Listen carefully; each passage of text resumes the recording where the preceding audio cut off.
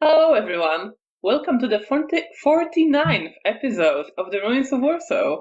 I can't believe we got that far, if I'm honest. I'm Alexandra, and I'm the storyteller. Hi, I'm Dolores, and I'm playing Janina of Clonbruja. Hi, my name is Faye, and I'm playing Beatrice Wozniak of Camp Malkavian, now not a redhead. Malkavian is presumably still a redhead. Presumably. And as always, we have partners in the chat and taking care of tech, for which we are very grateful. Thank you all so much for joining us to continue the story of Bea and Janina. We had a bit of an irregular schedule recently, and hopefully we will be able to stream more regularly in the coming weeks. Let's keep fingers crossed for that. But especially since there's been a bit more of a break, let's start with a quick-ish recap. So, last time we played, Bea has just left a meeting with the Venture Primogen, during which she was informed of a plan to use Arek in order to lure some of the other Sambat members who might want to save him, to lure them out, as he will be transported to be left for the sun. And Bea's role suggested by the Primogen was to make contact with the Sabbat, feigning, or not quite feigning, that she feels bad and feels remorse for the whole situations. And after establishing this relationship at the right moment, feed the information on when Arak is to be executed to the Sabbat in a hope that they will show up. She also offered Primogen to try to persuade Zoya and Anarch Bruja to take part in this plan. And Primogen asked her that if she can make that happen, then of course that would be a good asset, even though Zoya might be uncontrollable. She was also meant to speak to Zoya, trying to dissuade her from her plan to pursue a Sabbat Assamite who killed her child, and Bea hoped to redirect Zoya at a target that benefited Camarilla more and was likely less risky to Janina. After leaving the Primogen's office, Bea went back to Hotel Bristol and phoned her sire, Felicia. They arranged to meet up later in the night. But before she left, she met Rahela, another Malkavian, a child vampire, who thanked Bea for her lessons in etiquette, and Bea offered to support her further. After that, Bea went to speak with her sire, who asked her about the situation with her husband, becoming very interested in Irmina, a Malkavian from Sabbat. For reasons Bea couldn't quite identify, but she shared with her sire what happened and what Irmina was up to and where she was with Bea's husband. And Bea stayed there for the rest of the night. Meanwhile, Janina, after leaving her own Primogen's house, after a meeting when she warned him of the visions of darkness surrounding Nastya and tied to him as well that Bea has been having, and after he gave her a little bit of a talk motivating her to focus on her work on preserving blood, telling her of his hope to create a society where kindred will no longer have to prey on humans, but will be able to live in harmony with them, through feeding on the blood that was extracted from corpses and preserved. After that, she went to a hospital where a woman she saved from a Zimishiku was still recovering, and she fed her a third sip of her vita, thus binding her to herself.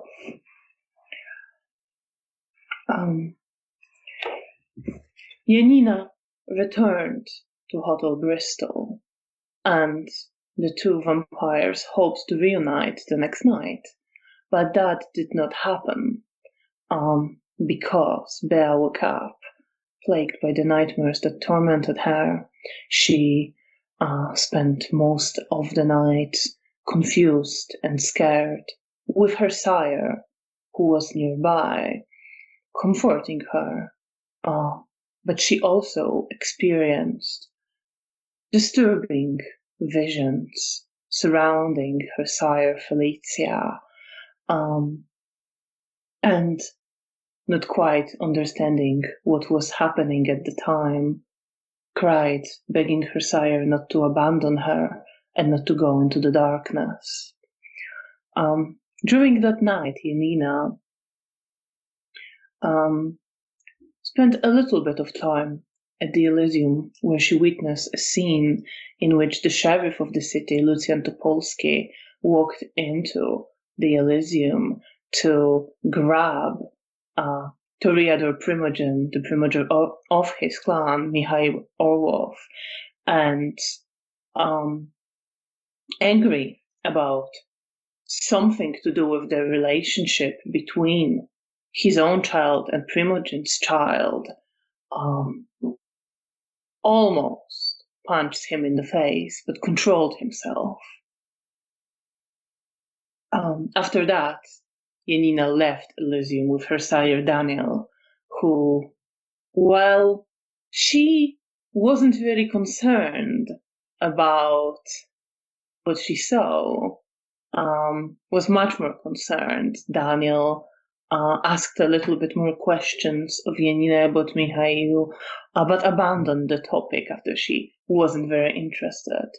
And they spent the rest of the night trying to feed for Janina to be able to heal before the dangerous plans that she has, having promised various people her help.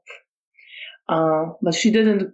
She called Bea to make sure she was okay, but she didn't go there because she was informed by Abelard that soon, in the next few nights, they would be going to the house of the Zimishi lady Leocadia to retrieve Dominik, the lover of the sheriff who was kidnapped.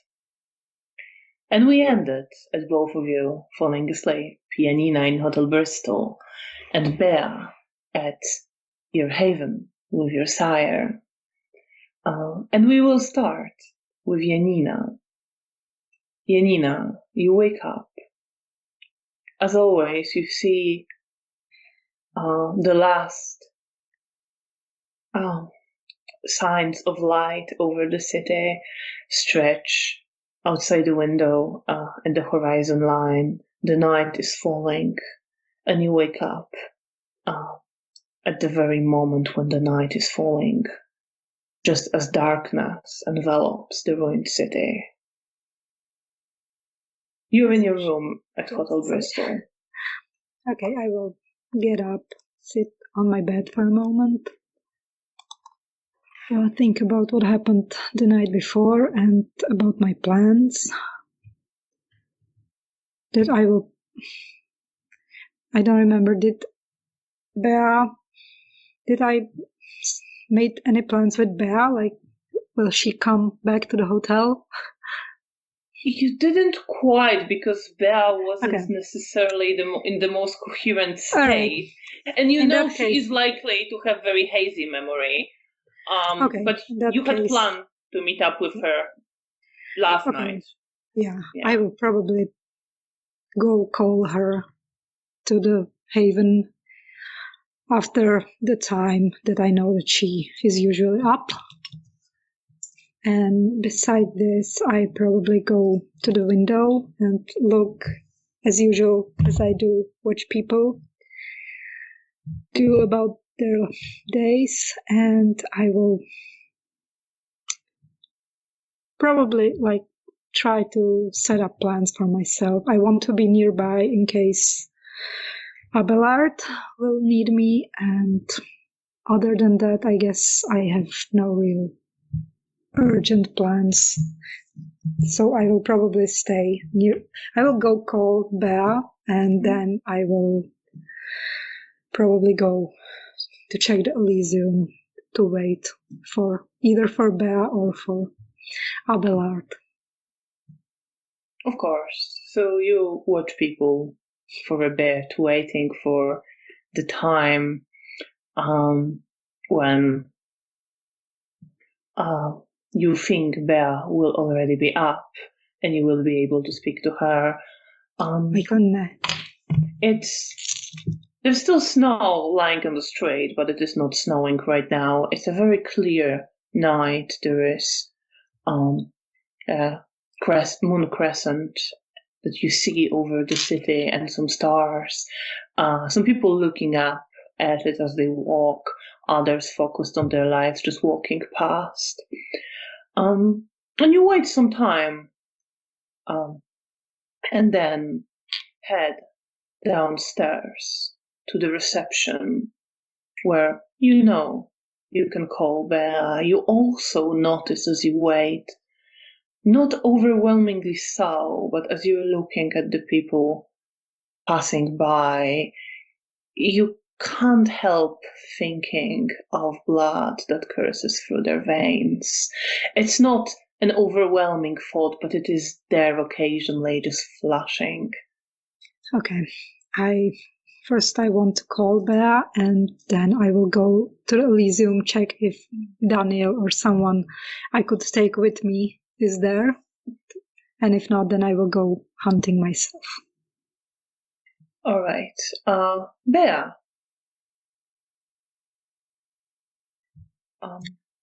You wake up. You are lying in bed next to your sire, who is still asleep. You see there is some blood left on your pillow and on the sleeves of your nightgown. Your sire is still sleeping calmly.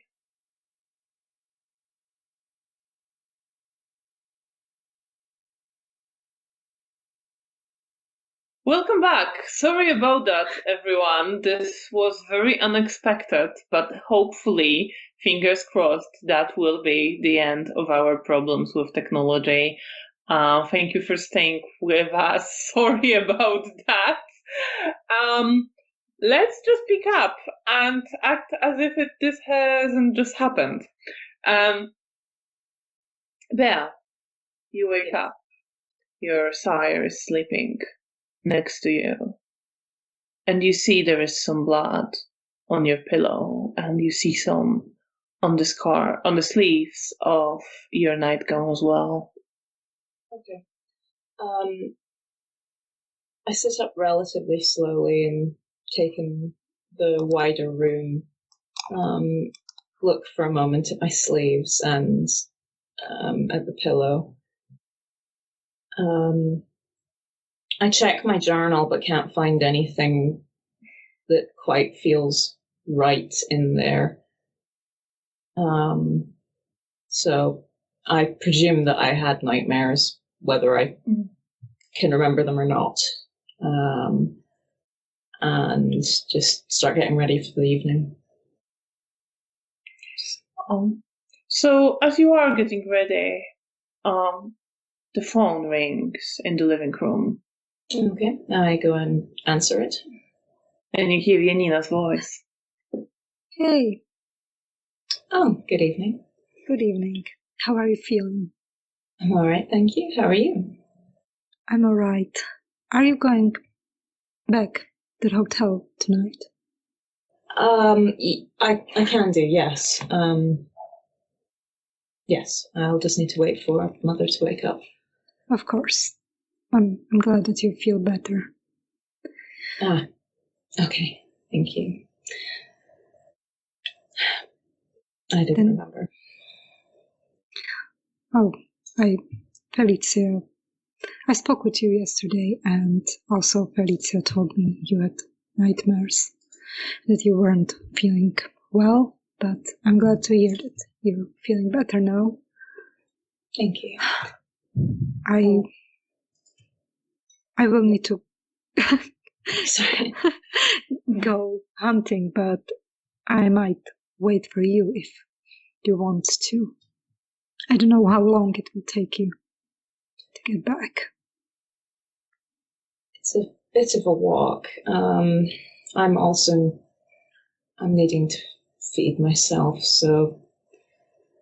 Okay, then I will probably go by myself, or I will try to see if some of the friends is in the Elysium, and if not, then I will go by myself, and we'll meet here in let's say 3 hours. Fair enough. Okay. I'll see you there. Have a Take care. safe walk. Thank you. You too. And I will hang up. Bea, Mm-hmm. you finished talking to Janina. Yeah. In which case I'll finish getting ready for the evening. And otherwise check back through my journal and see what the last few things I wrote were. What were they? Mother is interested in Ermina. Her connection to Estera? I'm scared for her. I'm scared I'll lose her. That's cheerful. That's what you read. Also some notes about Rahela, but I think that last bit is the bit that's catching my attention. Absolutely. What are you feeling when you see that written in your journal? Deep concern. There's kind of this resurfacing of anxiety and fear from the last couple of nights. And I find myself having to go into the room where Mother is sleeping and just look at her and just make sure that she's still there. And as you're looking, she starts moving and sits up on the bed looking at you, giving you a slight smile. Oh, Bea, my dear. Oh, I see you're better. I'm so glad. Thank you, Mother. Yes, I'm feeling better. I was really worried about you, but well, I'm glad you're feeling better now. Thank you. I'm glad to be better myself. I hope you're well. Oh yes, I'm quite well. This place is much better for me, much calmer. I'm glad. Thank you for arranging it. Of course. Janina called while you were asleep. We were just arranging dinner plans and then meeting up at the hotel. Oh, of course, she called yesterday as well, was concerned about you. Which is good. I'm glad you can rely on her. Yes. Will you want to come along, or are you going to stay here a bit longer?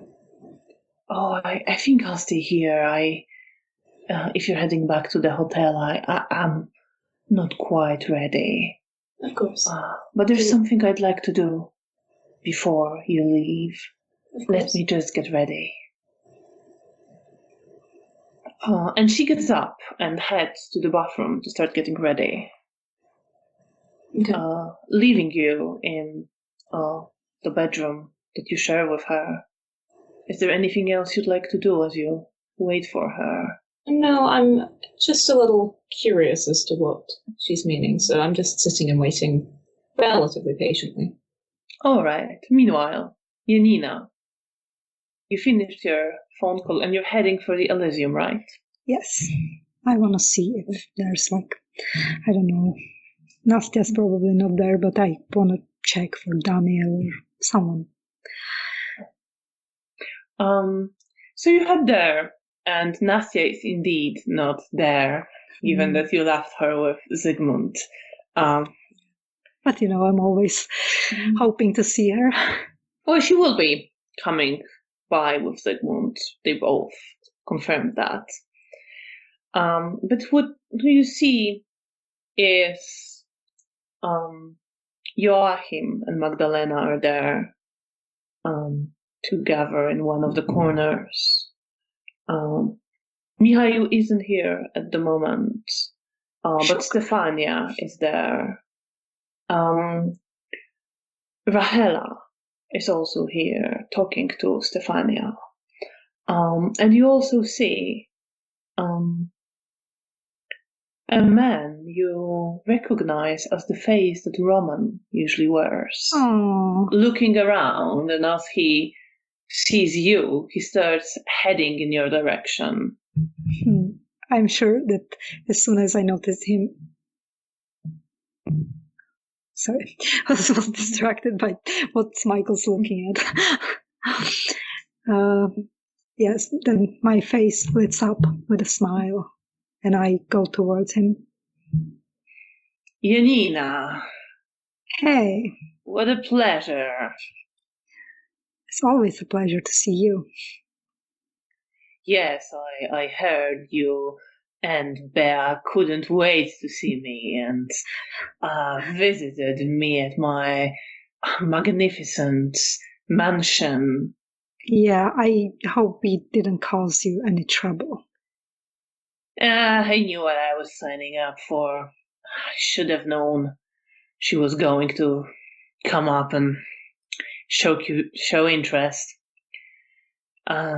Hope she didn't give you too much of shit for coming by. No, I think she was fine. It's nice to finally meet her. Yeah, I'm sure it was. Listen, so I know I'm great company and you naturally missed me, but was there anything you wanted as well? Any way I can be of service? Did I wanted anything? I think we went to see him because of Irmina.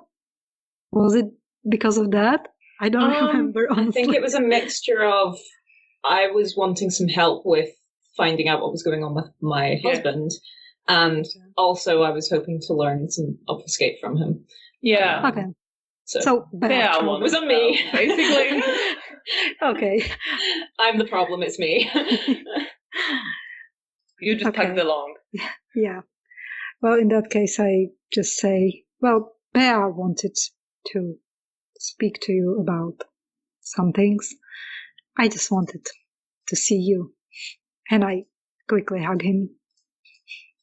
He kind of goes, oh, what the hell? And he gives you a hug back. Right, well... Bea is in our haven with Felicia, but she should be coming back in a few hours. Well, not sure where I'll be in a few hours, but... Yeah, sure, of course. I try to show up more often if she needs my help. I don't know how doable that will be. He kind of looks around, and then I've been kind of busy recently. Yeah, do you need any help? From what I hear, you're offering help to every person that comes around. Well, you got to stay busy to have some motivation. Listen, Janina, I would seriously consider murder for a day off. So maybe you shouldn't rush to... Oh, I'm still young. You are, and the day will come when your primogen or someone else will decide you're a great asset, and you can accomplish many things for them, and then you will be dreaming of those times when you just had time to hang around in the Elysium. Yeah, I guess you're right. But I don't like to kill time. He kind of looks up in a bit of a despair. I don't need help, okay? All right. Are you doing all right? I'm still around. That's as much as any of us can hope for right now, I suppose. Do you have any news about the things in the sewers that you're investigating? Probably, possibly. Well, I mean, we're assuming it links to Sabat because who else makes sense. could it be? And I've been trying to. I mean, I'm keeping an eye out on that, but I've been actually trying to learn more about the Sabat and learn how they move around, where they hang out, what. Well, if we were to strike, how we would do this. So that's what I'm up to. Well, as long as you still stay safe. It's not the safest of jobs, but you knew that. And who are you to tell me to stay safe? Hang on. Oh. I'm trying to be caring. Look where it got me with you. You got a friend. Well, yeah, just you be careful, okay? I'm really trying better these days. Volunteering for certain death. Yeah, but I'm trying to be cautious about not dying in the process. It's better than before. Small steps. I hope you'll make enough progress before you are unlucky. Yeah, I hope so. Right, listen, Yeah, I get it. You're a busy man.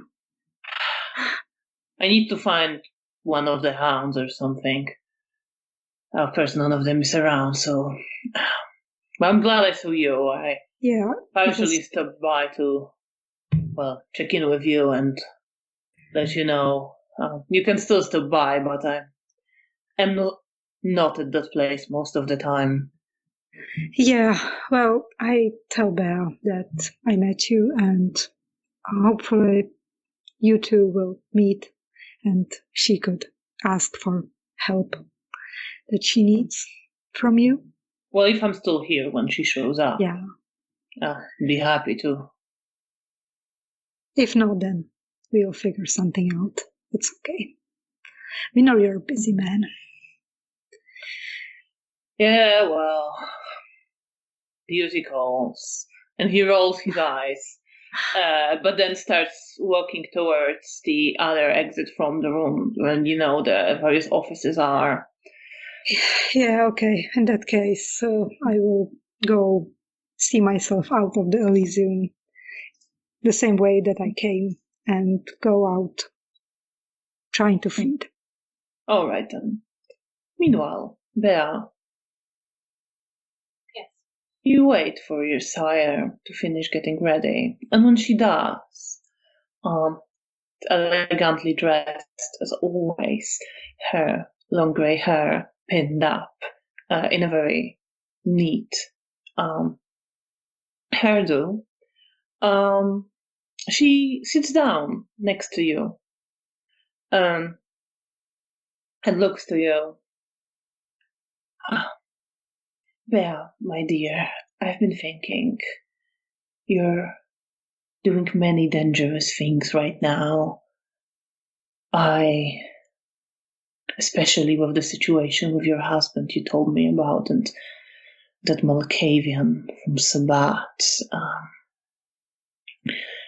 I thought you might need help hiding yourself better, navigating places better, especially near the mortals who might have seen, your husband and let him know they've seen someone like you. You know what Mara used to be able to do with changing her faces. Yes. I say, remembering Mara as she mentions her. And you see that she just mentioned it, almost unthinking. And then she pauses after she says it and looks at your expression. I'm sorry. It was not the best example. I know you miss her very much, as do I. She's fading. She's fading from me.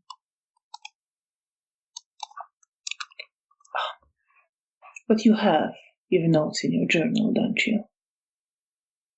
Yes. Yes. Well, I'd like to show you how to do something like that, so that you can hide from people who, well, you don't want to recognize them as you, in case you want to approach your husband for some reason to resolve this situation. The trick to this is to, well, it should be both easier and harder for you than it is for anyone else, the way that they think about it. There is an element of letting go of your image, who you are, what you look like. Just need to become someone else. So, as the haze of some sort of old memory comes back to me. In a manner of speaking, yes. Become someone else. Any way you can visualize them. Feel being them. Remembering them. Or something that makes you think of them. The more you focus, it doesn't have to be a specific person. It can be just a face you made up. So don't be hindered by not being able to recall the exact features. Improvise. Focus, my dear. Let me help you. And she, before you close your eyes, she pulls up a photo from her dresser and shows you the photo of her and Estera and points to the Estera. Use her as inspiration. I focus on the image that hurts as I look at it. And I focus on the idea of letting go of that hurt, letting go of the physical form that holds me back, and try and allow myself to become something more fluid, more shaped like the woman in the picture. Then roll your manipulation, and it is performance normally, but me and partners have been discussing various edits, and if you don't have performance, I'm also okay with you rolling subterfuge for it. I do have performance. My subterfuge is better. I'm happy either way. If you do have performance, then maybe let's stick with performance. Okay. In which case, if that's something that Bea has some she can sing. Yeah. That's about it. Difficulty. So normally it's 7, but because you were doing it for the first time, let's go with 8. Okay. 2 8 of 10. All right. In this case, it comes to you fairly easily. You focus on the image, and you can't quite see it working, but you can feel it working, and you can feel that it has succeeded and your features have changed.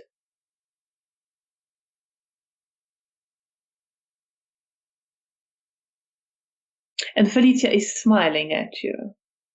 Ah, clearly you're a natural, my dear. I should have known. Oh. Study her expression quite intently. Roll. Perception and empathy.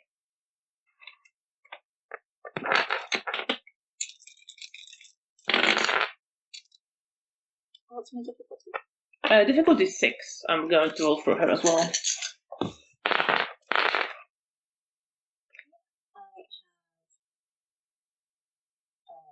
3 normal successes under 10. Yeah, that's gonna make it 4. Which is more than she got. She got 3. So you see that she's looking at you. And there is that she's proud of you. It's there. It's not dishonest. She is pleased with what you've done. And she definitely, you can see the excitement and the satisfaction. It's almost reassurance from you accomplishing it so quickly with her instruction. But as she's looking at your image and the face that you were trying to imitate, there is, you can see this pain in there and this longing and this discomfort. Not at what you've done, but just at, it's almost like it's a discomfort, but also savoring this image that you put on at the same time. Like she welcomes the negative feelings that come with it. Okay. And I'll just sit there as long as she wants. As she needs. She spends a moment like that. It's not too long. And then she kind of moves a little bit. Oh, well, very well. You clearly getting the hang of it. It would be good to practice. Yes. And I drop it again. And then maybe try it a couple more times, just as a method of practicing. And you try a few more times, and you seem to take to it quite naturally. Would you like to spend your 10 XP for your third dot of obfuscate now? Yes. Pencil. Pencil is what I'm looking for. I will do that. All right. Meanwhile, Janina. So you head out. Yes. Well, usually I will go somewhere close to enough to the hotel, but not too close, like a safe distance. In this case, follow your wit and alertness with difficulty 7.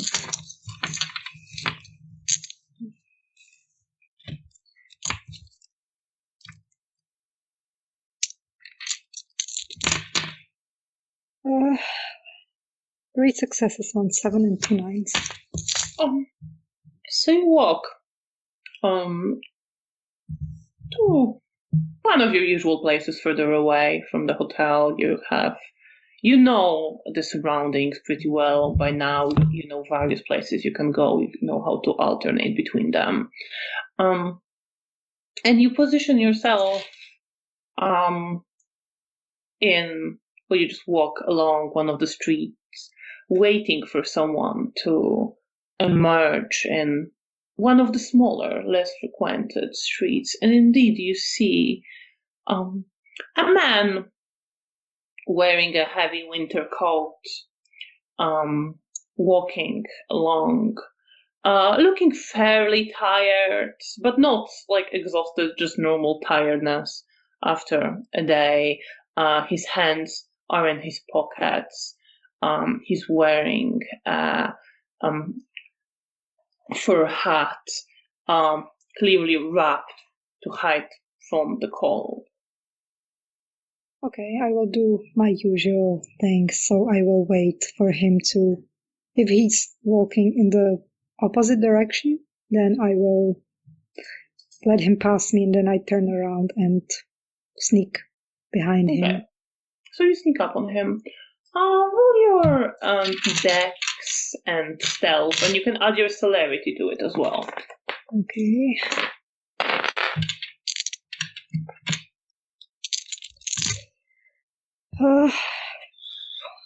What is the difficulty? Oh, 6. Okay, then I have 1 success. 1 success. So he, like, you sneak up on him and you grab him, and you have a feeling he notices you just before and is about to protest, but you can overpower him and bite in. Okay. And you bite in, Yes. holding the man in your hands. And please roll for your self-control. Difficulty is 8 because you're a bruja. Would you like to spend willpower? Yes. I will spend willpower. And good thing that I did. Okay. Because I have no successes. Otherwise. I'm glad you did them.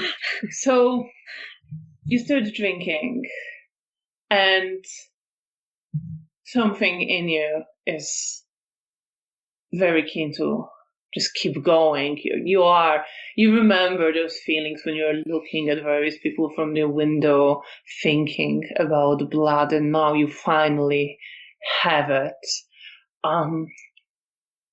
And you almost lose yourself in it. You almost take too much, but you catch yourself. Yes. You focus, and you are in control. So how much do you take? Say 2, as 2. usual.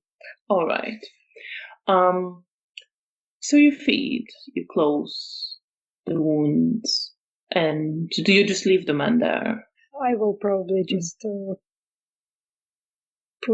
put him somewhere like near the wall, so he didn't just was in the middle of the street. So I will let him lean on the wall, and then I will let him slide down, and then I will leave him. All right. And do you head back to the hotel? Yeah, yes, I want to be nearby in case Abelard needs me. So, and also Bea should come in a bit, so I'm going back to the hotel. Do you head to the Elysium or to your room? Or I think I was somewhere else. I was in the Elysium already, so I think I will go coop up in my room. All right. So you hide in your room, waiting for Bea. Meanwhile, Bea, you practice a few more times, and you see throughout your practice the same satisfaction and pride on Felicia's face, and this pain and eagerness for pain as she's looking at the face of Astera. And eventually she says, well, I think you're getting a pretty good hang of it. I'm so proud of you, my dear. Thank you. I say as I drop the form for the final time of that round of practice.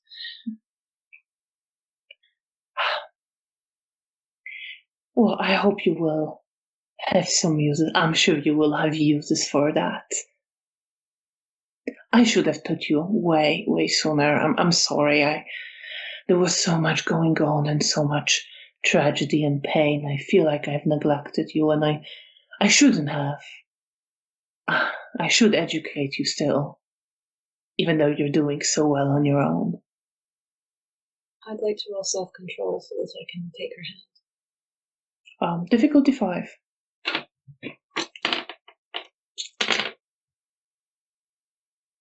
Yeah, no problem.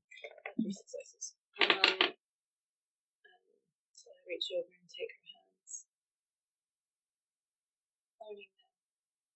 Thank you. You're very welcome, and anything you need, just let me know, my dear. The same to you. I can help you. Oh, I'm just happy to see you thrive.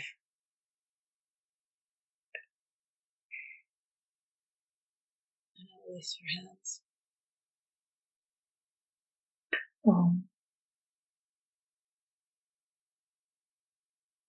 I should go.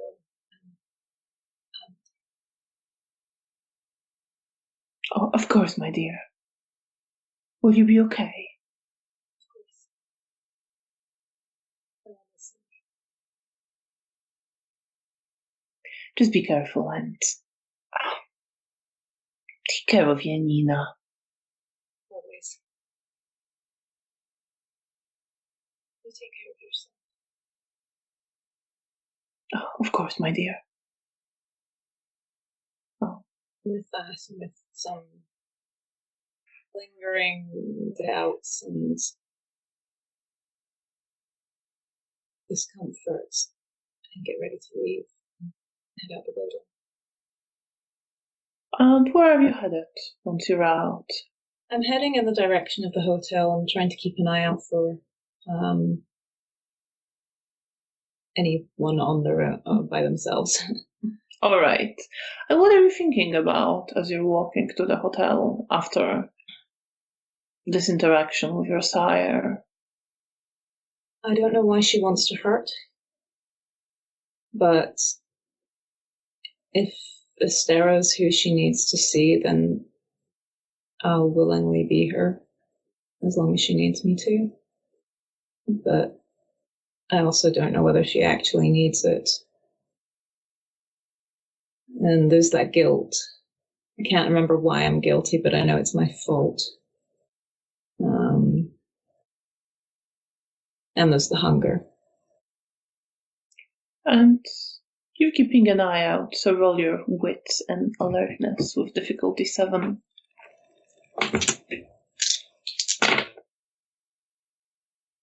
Oh my god. Well, I'm getting all the good rolls in so I can crit fail later, apparently. I have 4 successes. Then no problem at all.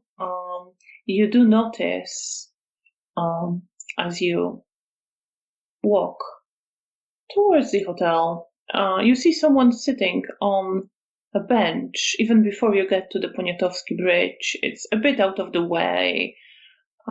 There are a few trees nearby. It's a relatively hidden place, and you are certain there is no one around at the moment. There is just this man sitting on this bench. Perfect. In which case, I'll activate the second level of obfuscate, cloaking myself in the hidden mists, and sneak up behind him and sink my fangs into his neck. And with obfuscate, you can do that without any problem.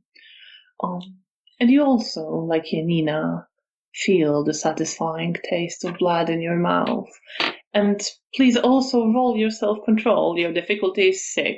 If you want to spend willpower, you of course can. I'm desperately trying to cling to my willpower at the moment, so... That's fair. I'm gonna hold off. Okay, my successful rolling is holding out for now. I have 2 regular successes and 2 10s, so 4. Yes, no problem at all. You're perfectly in control. It's very measured. How much do you want to take? 2. So you drink what you need, And do you continue to Hotel Bristol? Yes. Trying to keep a relatively quick pace because I wasn't expecting to.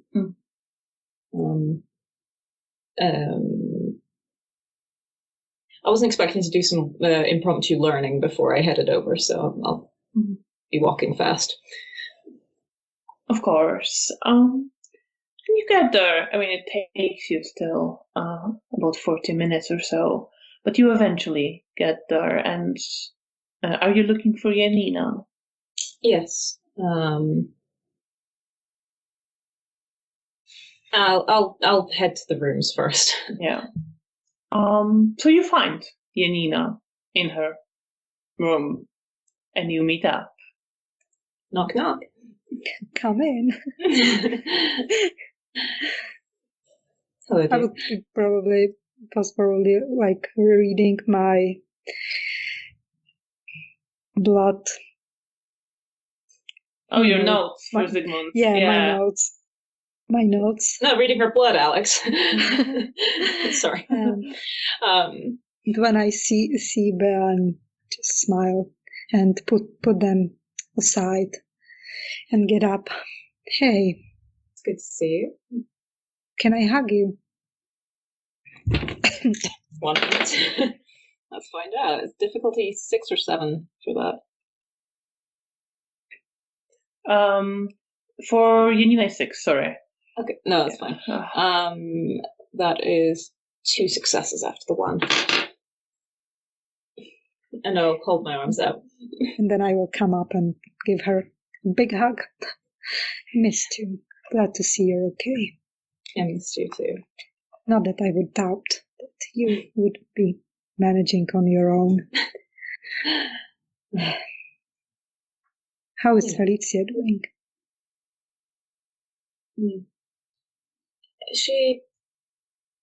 She's all right. I worry about her, but she says that being away from here is helping.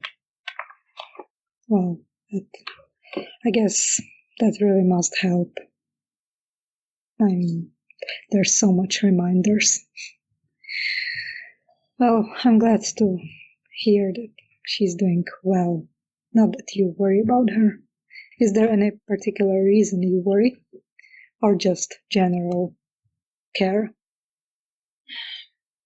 Bit of column A, bit of column B. Okay. I have a note that she seems interested in Ermina for some reason. Could it be like because of you? To help you? I don't think so. I think it's because of Astera. Oh, well, I mean, that does make a bit of sense because Ermina was there when Astera died. So maybe she wants revenge, or... But Astera was my fault. I mean, maybe she wants revenge for, to Sabat, for converting Astera. I'm not convinced it's that sort of interest, but I appreciate your optimism. What do you think it is? I don't know, but I'm scared. Anyway, enough of my fear-mongering. Okay, I met with Roman a while ago. All right.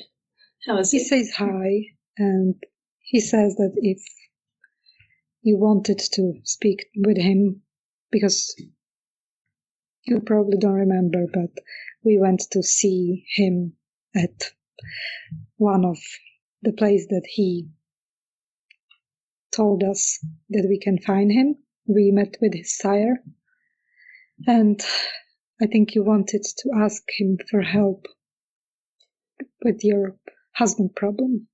Right. Oh, goodness. Would he be in Elysium? He said that he has some things to do, but he will try to be around if he can. So, Well- we can go to Elysium to check. Yes, I'd appreciate that. And then I also met with Abelard and regarding helping Dominik. And Abelard said that, you don't have to, but I promised I'm gonna go help retrieving him, and it might happen tonight or any near night. Retrieving him from where? From the Tsimichi house. Right. Bea just remembering, oh no. Yep. Right. Well, one thing at a time, hopefully. Yes, so do you want to go back to the Elysium? Did you manage to feed on your way? I did, yes. Did you? Good. Yes. Good. No drama? No drama. Delightful. I try my best. I'm very proud of you, dear. I would say I'm proud of you, but I had no doubts that you will manage, so let's go then. It's easier when you can be invisible. Oh yeah, that would definitely help. I should teach you one day. Yeah, you should, once we have more free time. Well, let's go see if we can find Roman. Yes, and I guess we head to the Elysium. So you head towards the Elysium, and you come in. Roman isn't here at the moment. There is Anna Maria there with Mihail now. Magdalena is gone, but Joachim is still there, and he is talking to Nina, and Rahela is gone now. You also see that Daniel is here. Oh, okay. In that case, I'm gonna go towards Daniel. I'll follow. He looks towards you and gives a smile. Hey, Hi, how is the night treating you? it's all right. Just got here. Hoping to find Antoni. Are you on duty now? Not yet. You're working with him? He gives you a look and sort of hesitates. And there is this expression of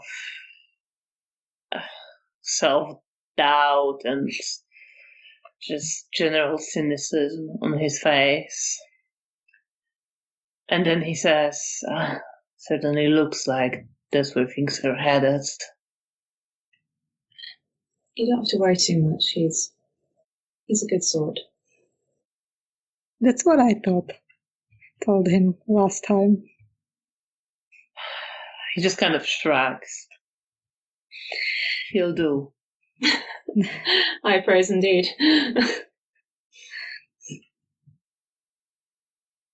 How are you? Everything's okay? Sure, yes, it's wonderful. Haven't you heard? Life is beautiful. Sorry. I'm fine. I'm just, I suppose, myself. Oh, we love you that way. How are you? I'm good. I have my sister back.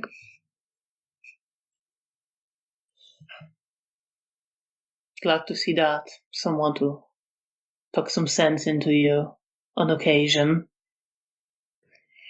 Yeah, she's my wisdom. I give Janina a side eye. But you be proud. I was just feeding on my own and I didn't cause any drama. Yeah, indeed.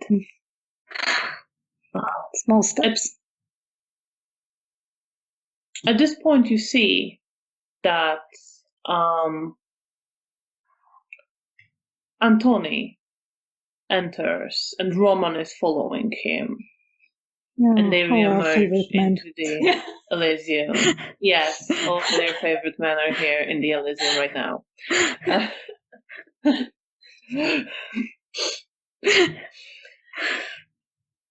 And they are heading your way. Daniel just sort of gives a kind of wave at Antony, who nods at him. I will nod at Antony and smile, and nod to Roman. I smile at them both. Antony smiles at you, Bea. Miss Wozniak, a pleasure to see you. Good to see you. Miss Shivak, I hope you're having a pleasant night. Yeah. May I steal Mr. Bartosz for a moment? Of course, he's all yours. And he looks to Daniel, so you wanted to talk. That's what that gesture was. And Daniel just kind of shrugs, but gestures with a head to walk to a table and sit down, and they do that. And Roman looks to you, Bea. Beatrice. I heard you were looking for me. Yes. I'm sorry. How are you? How are you holding up? Better now. Apparently yesterday was rough, but today's better. So, a nice time. How about yourself? Busy, I take it. Very much so. So, I need to head out of here in a moment. I have, more of my work to do. I was just reminded of the, looks to Antony, great importance of, it's not that I disagree, it is important, but, the glamorous task of skulking around town in dark places no civilized people go into. Well, if you need any help with skulking, I'm getting a bit better at it. I don't want you to anywhere near this. Just okay, noted. Stay safe. Yes, sir. Anything I can help you with?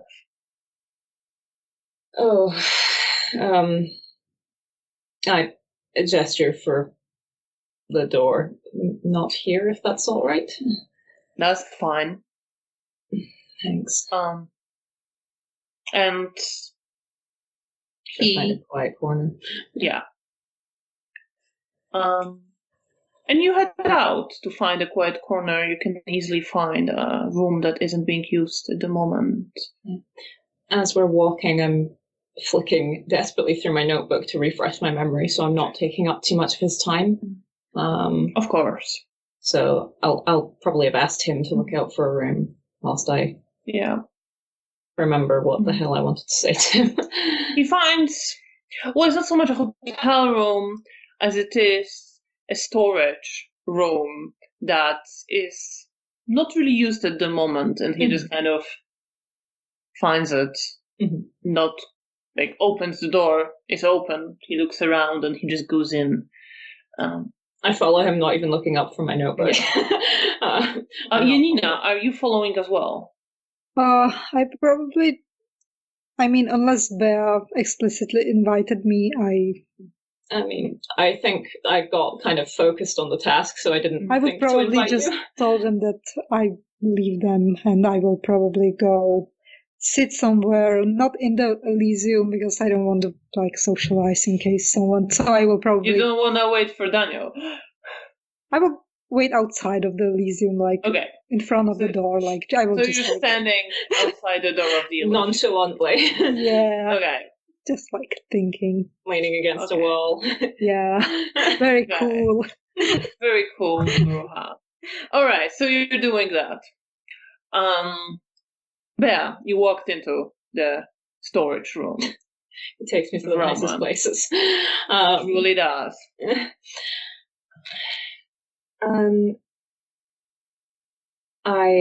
Well, it's not so much help I'm needing with now, but you previously offered help, and I thought I should update you on the husband situation.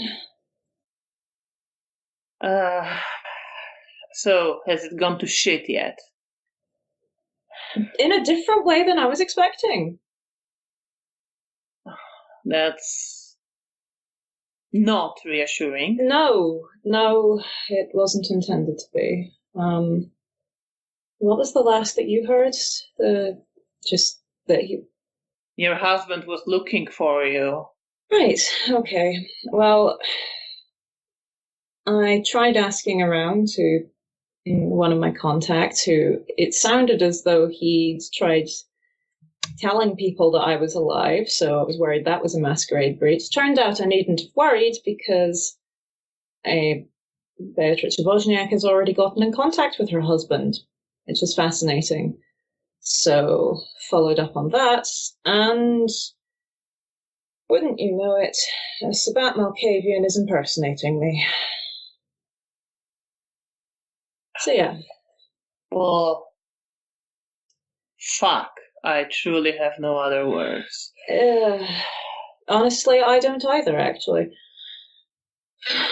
So that's where I'm at with that. Right, so what do you need? Do you wanna, I don't know, like, try to get rid of her? Get rid of, I don't know. I don't know what your plan is with the husband. Remember you being unsure. Yeah, I mean, I believe the last time I was looking for you was when I had an idea that there was a masquerade breach, but I didn't know that a Sabat member was involved yet, so. Did you tell anyone about this? I think so, yes. I wanted to let people know in case the situation escalated. Who did I tell? I spoke with. Should I spend a point of willpower to remember who I told? Yes, if you think Bea would not remember that. Or she could go through her journal and find that information, depending on whether you want to do this. And then I will tell you if you don't remember the player, I mean. I think because I'm in that sort of rough section anyway, I'll check the journal first, and if I don't find anything, then then I would spend the willpower, but I'll check first. I think I remember talking to both Antoni and the sheriff. Yes, that's right. Okay. In which case, I will tell Roman that. What did they say? Mr. Bieletsky offered help if I need it, and, well, the sheriff who I spoke to slightly earlier just so that he was aware. I didn't want him to suddenly learn of a surprise masquerade breach. That seemed a bad idea. He initially offered Mr. Bieletsky as a method of maintaining the masquerade, but less of an issue now. I think he, out of character, I think he then suggested to try and deal with it myself. He said that if you care for what happens to your husband, you should take care of it. Okay. Yourself. If you care for this man, then you should take care of it yourself. Okay, then I will relay that phrasing. He kind of looks around, and I presume you do care.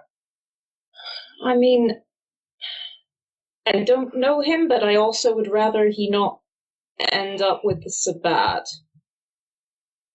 Well, I suppose that's already kind of happening. The fuck knows what that bitch wants, but hey. Apparently to marry him, so that's fun. I don't want to know what the Sabbat wedding looks like.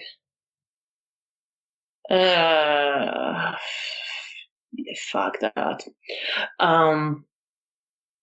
Listen. I'm not the best of people. Well, I don't know. If I really cared, I would not have involved the Camarilla. I just didn't know what to do. Well, it seems that the sheriff is, I guess, otherwise preoccupied as well. But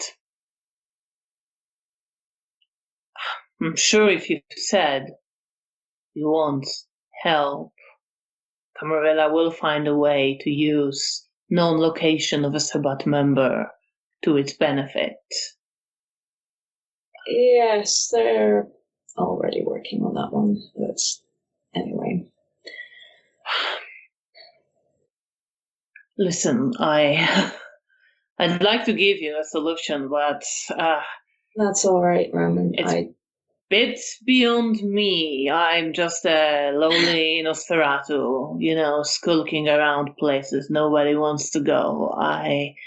That's all right. I am a lowly Malkavian who doesn't remember that she has a husband. So, what a pair we are. I'm sorry. This is messed up. It sure is. I just... Thank you for being concerned, and I now wasn't going to ask you for anything, just since the situation has drastically shifted. But thank you for... Well, if there's anything you need, or if I get some bright idea on what to do, but frankly, I feel like this is above both our pay grades. Yeah, and we were not even getting paid, so... Right? I suppose that's not entirely true, but... Well, anyway, if you need me, you know how to find me, and I'll pop in from time to time to give updates on my searches and, well, what I found in dark corners of the city. I'd like to roll self-control so I can touch Roman. Difficulty 7. I'm good for now. That's 4 successes. Yeah, you're great. Yeah, I can't wait for this to go to pot. Anyway, and I'll give him a brief hug. You give me a hug, and he goes like, "Oh, you both are really huggy today." But he kind of pats you on the back. I'm just worrying about everyone, all right? Yeah, well, that's just the fact of life. Right, I should get going. Yes, I'm sorry if I've kept you, but thank you for listening. No, it's all right. I wanted to check in with you since you came calling. Well, I hope it was at least a break in your evening. A very always a pleasant break. one. Take care of Janina. She says she doesn't, but she really needs it. I know. And I don't want to see her die. I don't want to see you die either, but I think you're like... Oh, thank you. I have slightly more self-preservation. Yeah. So, work it. I will do my best. Best of luck. And stay safe. To you as well. Stay safe, both of you. And he opens the storage room and starts heading out. Head back to Elysium. All right. And I think this is a good moment for a break. Thank you all so much for watching. We will be back in 10-15 minutes. So please stay with us to see what happens next when Bea and Janina reunite. See you after the break. Bye. Bye.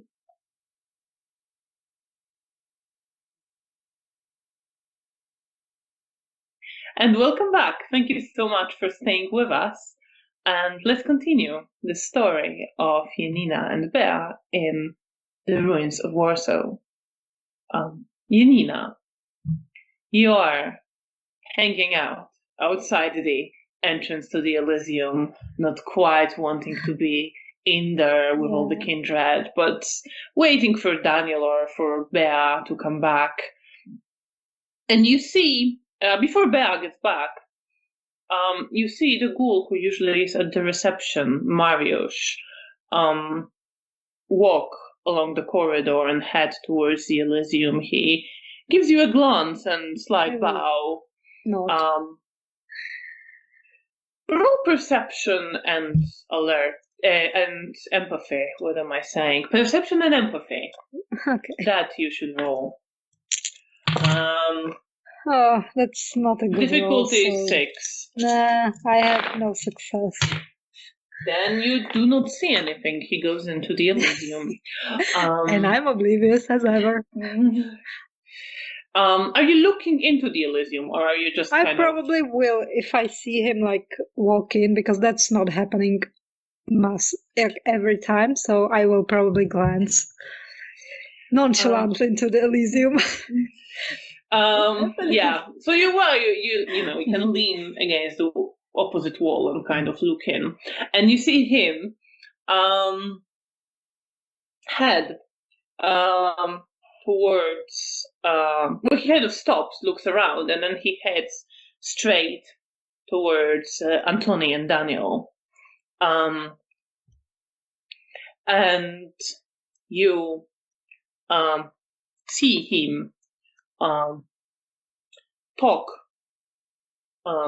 to Antoni as Daniel kind of steps away and looks confused, looking to Antoni and looking towards where he can sort of see you looking in.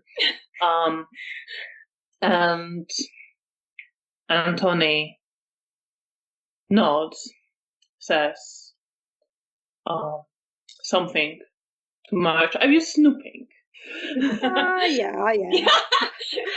Then actually roll your perception and alertness.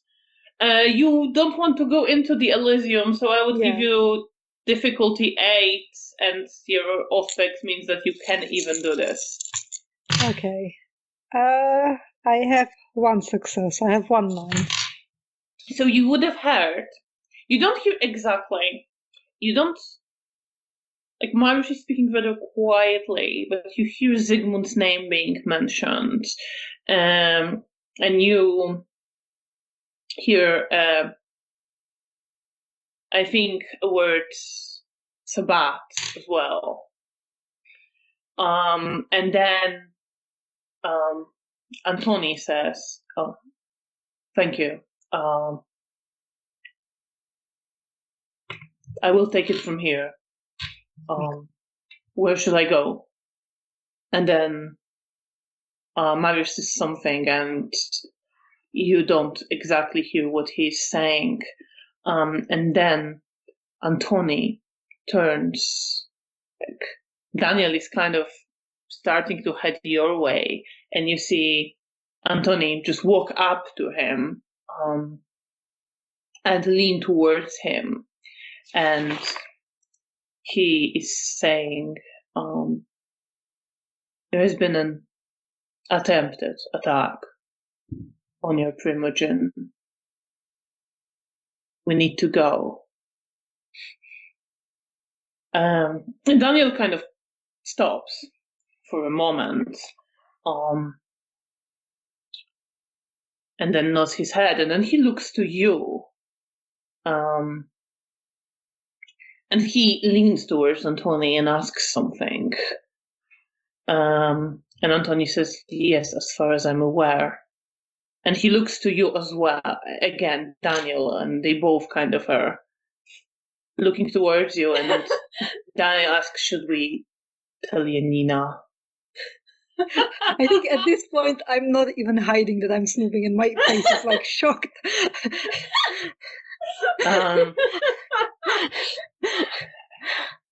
I'm concerned. And Antoni, so Daniel, right, I'll meet you downstairs. And he just nods his head. I'll just be a moment. I'll speak to her. And they both are walking towards you, leaving the Elysium. Antoni just gives you a nod, and he walks off, following Mariusz. I nod and just go towards Daniel. And Daniel he slips out of the Elysium to meet you in the corridor. What's happening? I heard something about Sabat and Zygmunt. Is Nastya okay? She's alive. She's hurt.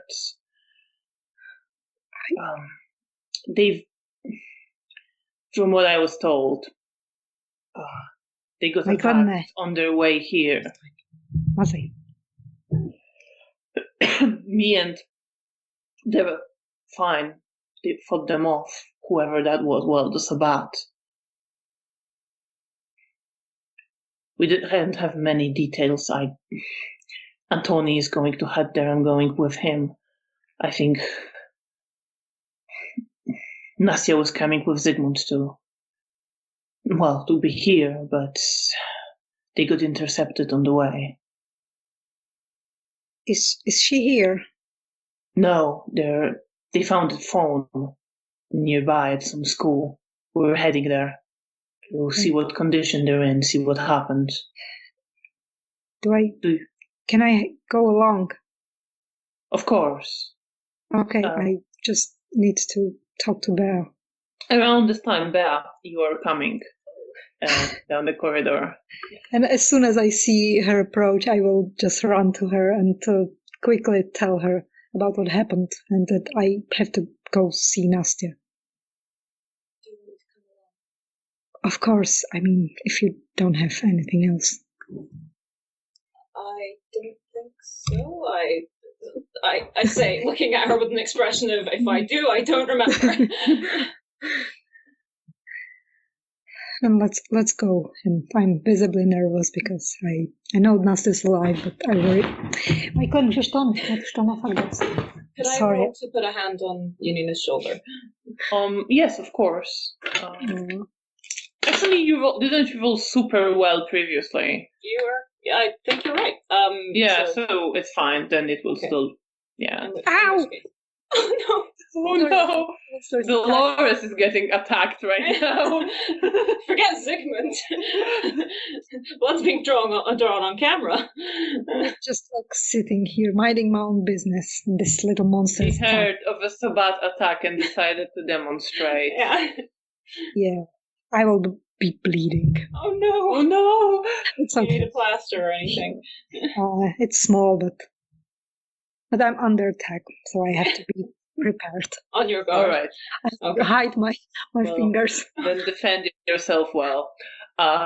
Right. So yeah, you can touch Janina. I'll put a hand on her elbow and just say, it'll be all right.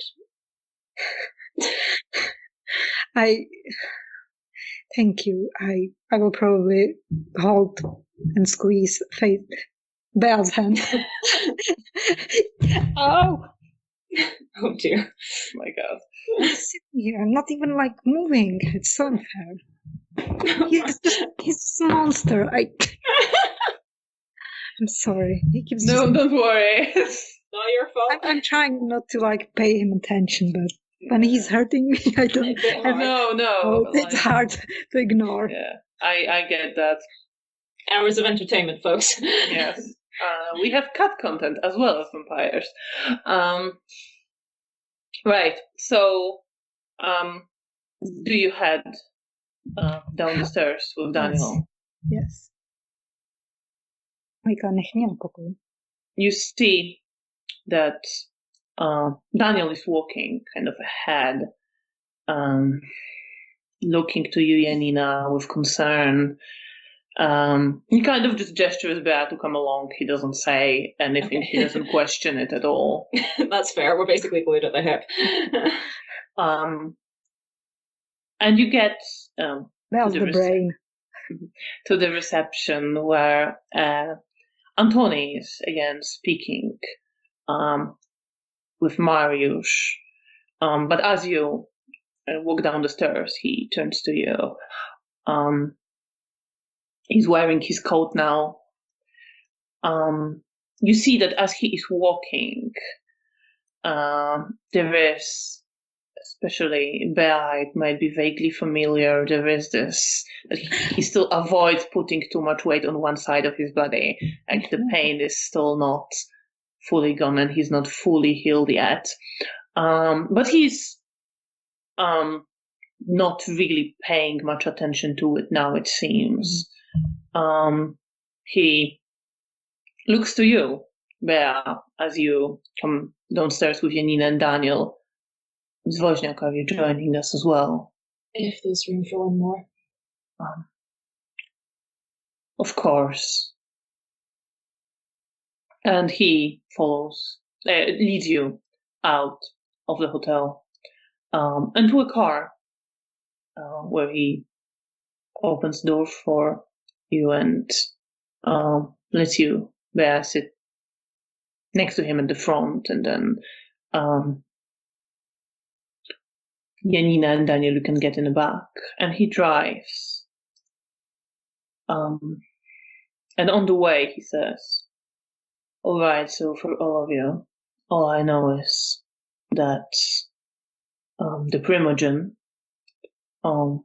together with his protege, were driving towards the hotel.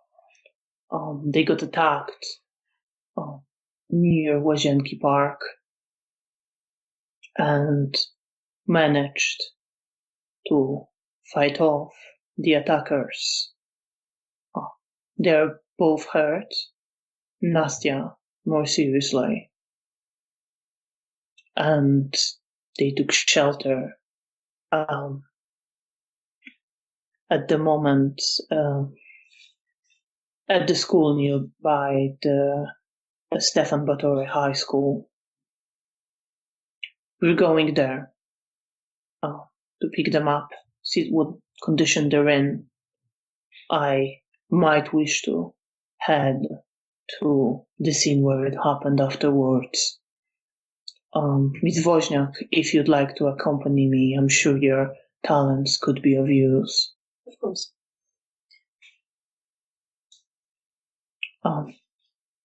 Whilst he's talking, I'm occasionally glancing in the rearview mirror at Janina.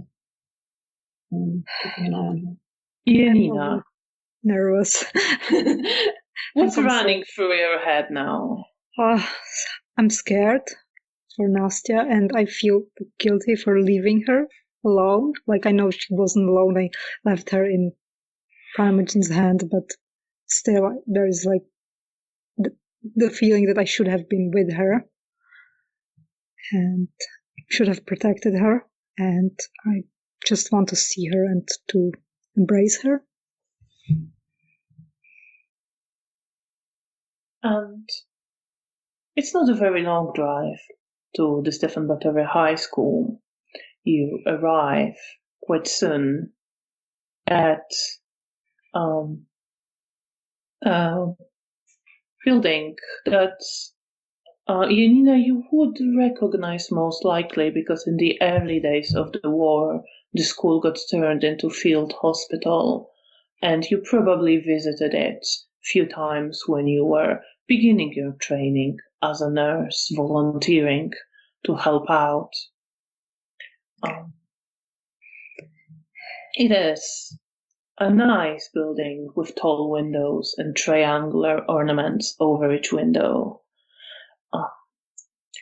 You stop outside. Antoni gets out, waiting for the rest of you to follow.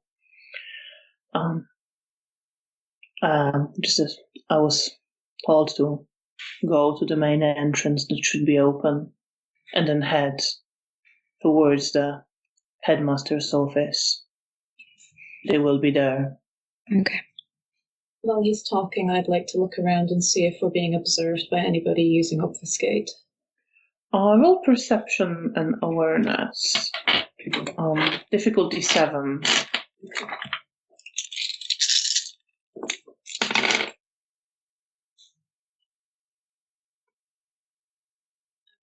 got 4 8s and the 1, so 3 successes. 3 successes.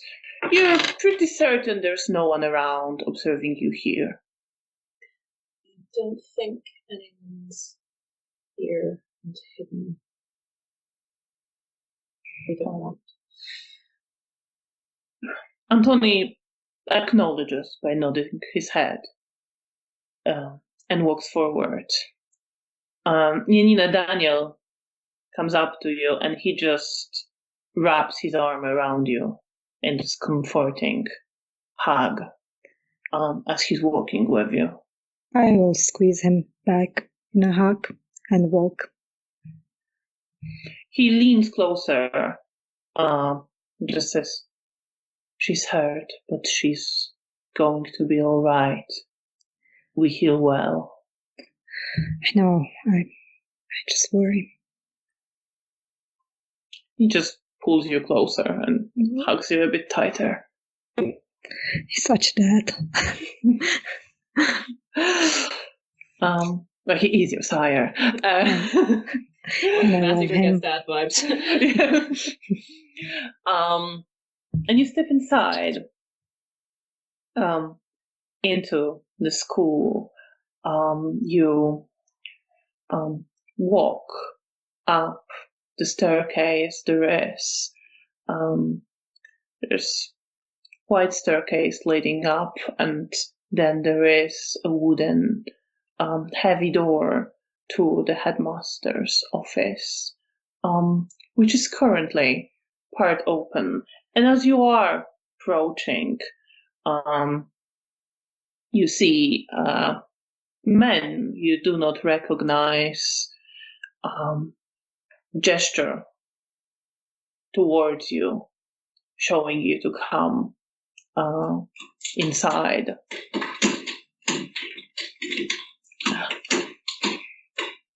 And you step inside, and inside you see Zygmunt coming forward to greet you. You see that his checkered blazer is torn and bloodied, so is his shirt underneath.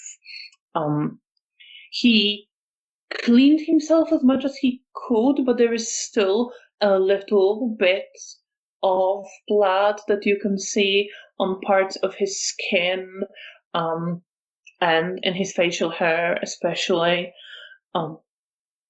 You can also see that he is clearly wounded, although he's standing. There are still wounds that are revealed by the torn holes in his clothing.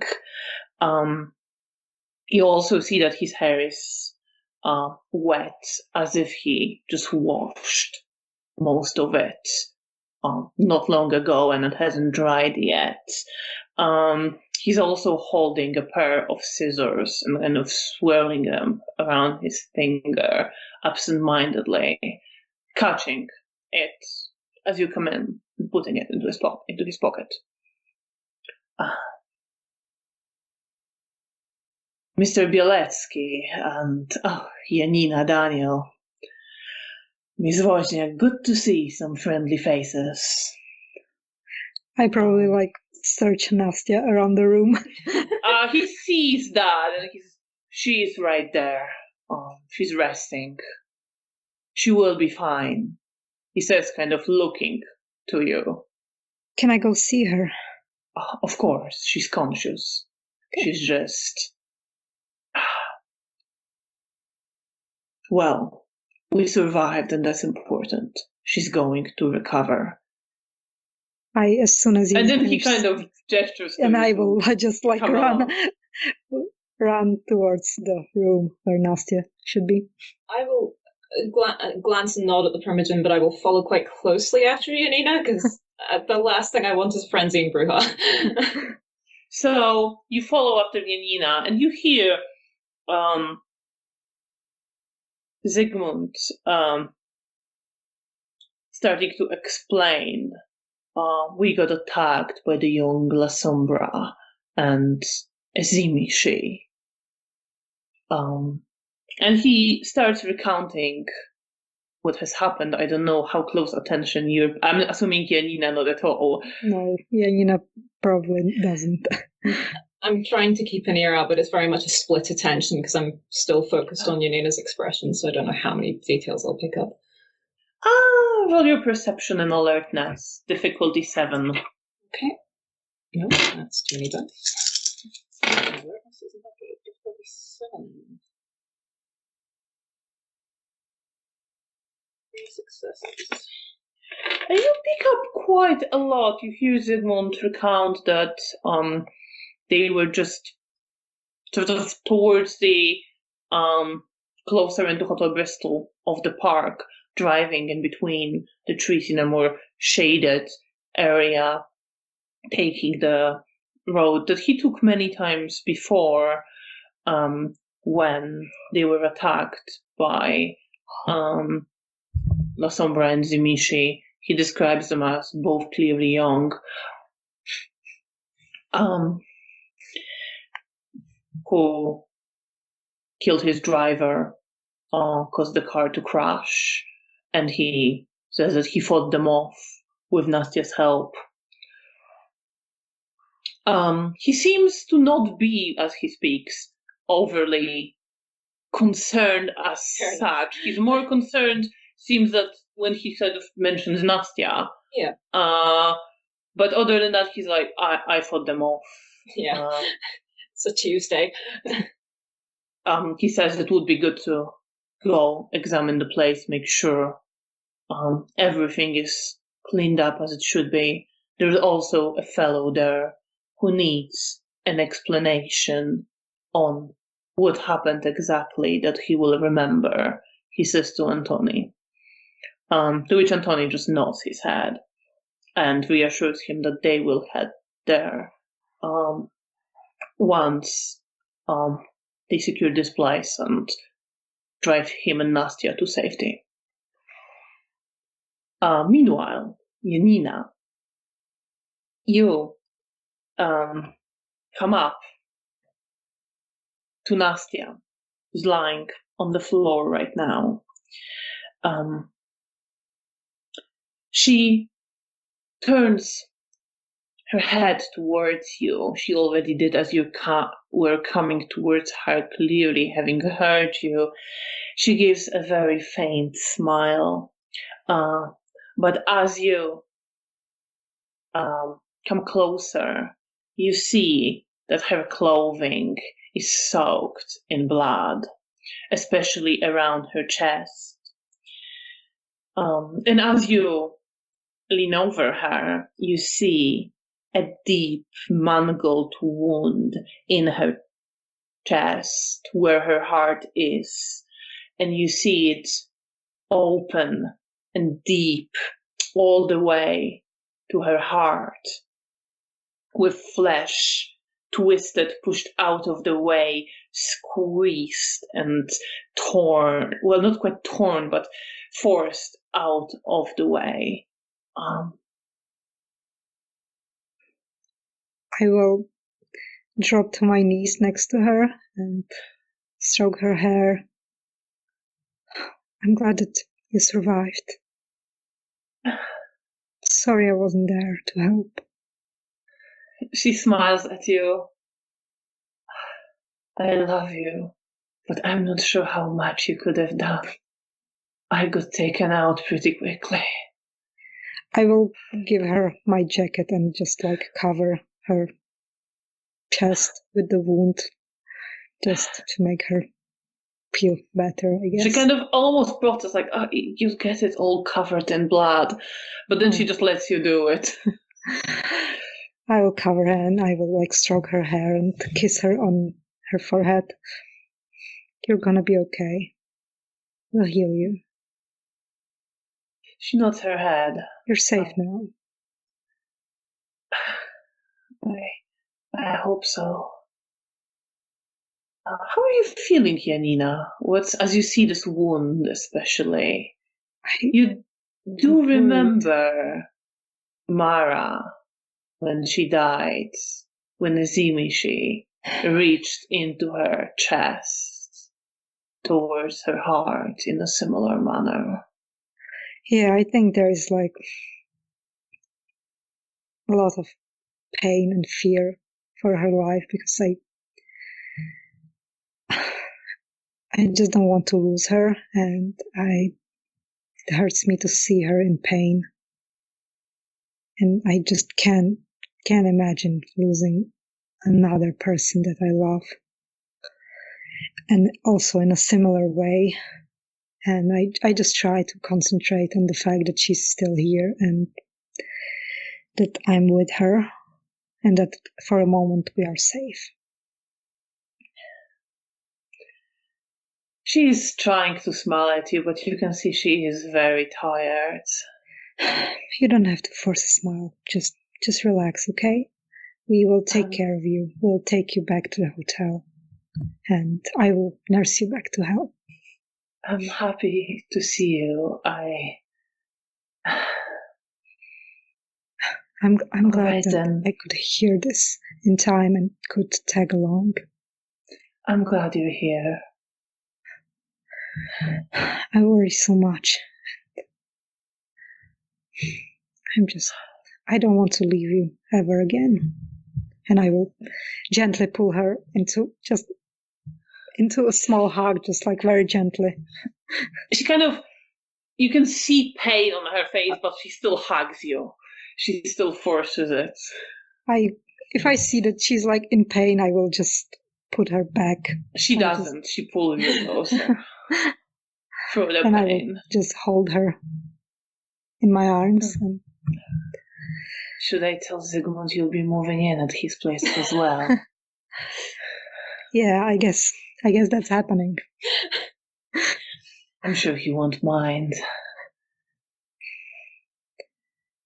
I think once I've ascertained that Janina's not about to lose her complete composure, I think I've backed off relatively quickly.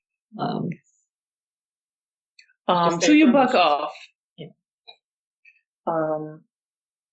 Zygmunt then turns to you as Antoni goes to speak to who would have heard was a guard at the school, just guarding it at night from intruders. That must have been a surprise for him. Daniel is just kind of standing there. He's not really talking to anyone. That's fair. He's looking from one person to another. He gets to be the third wheel. Yes. Zygmunt turns to you. Miss Woźniak. So, I'm glad to see you. Mostly in one piece. Oh, that's nothing. I've been through much worse back in the day. I am more concerned about Janina's friend Nastya. Yes. Although she's fine, of course, she was perhaps braver than she should have been. I believe that's a running theme, sir. Mm. Yeah, and he said, like, I would have managed is with this kind of tiredness, but also certain pride. Yeah. Yeah. The Bruja permission, not surprised at the Bruja. Yeah. I've been told you intend to go with Mr. Bieletsky to examine the site where it happened. I told him, well, the rundown of the events from my perspective, but I know your talents, and perhaps you will be able to notice something that me and Nastya missed in the haze of battle. We'll see. If nothing else, an extra pair of hands for the cleanup, I'm sure won't go amiss. Oh, Oh, we'll arrange someone to do the cleanup. You don't have to trouble yourself with that. Fair enough. Any way that I can help.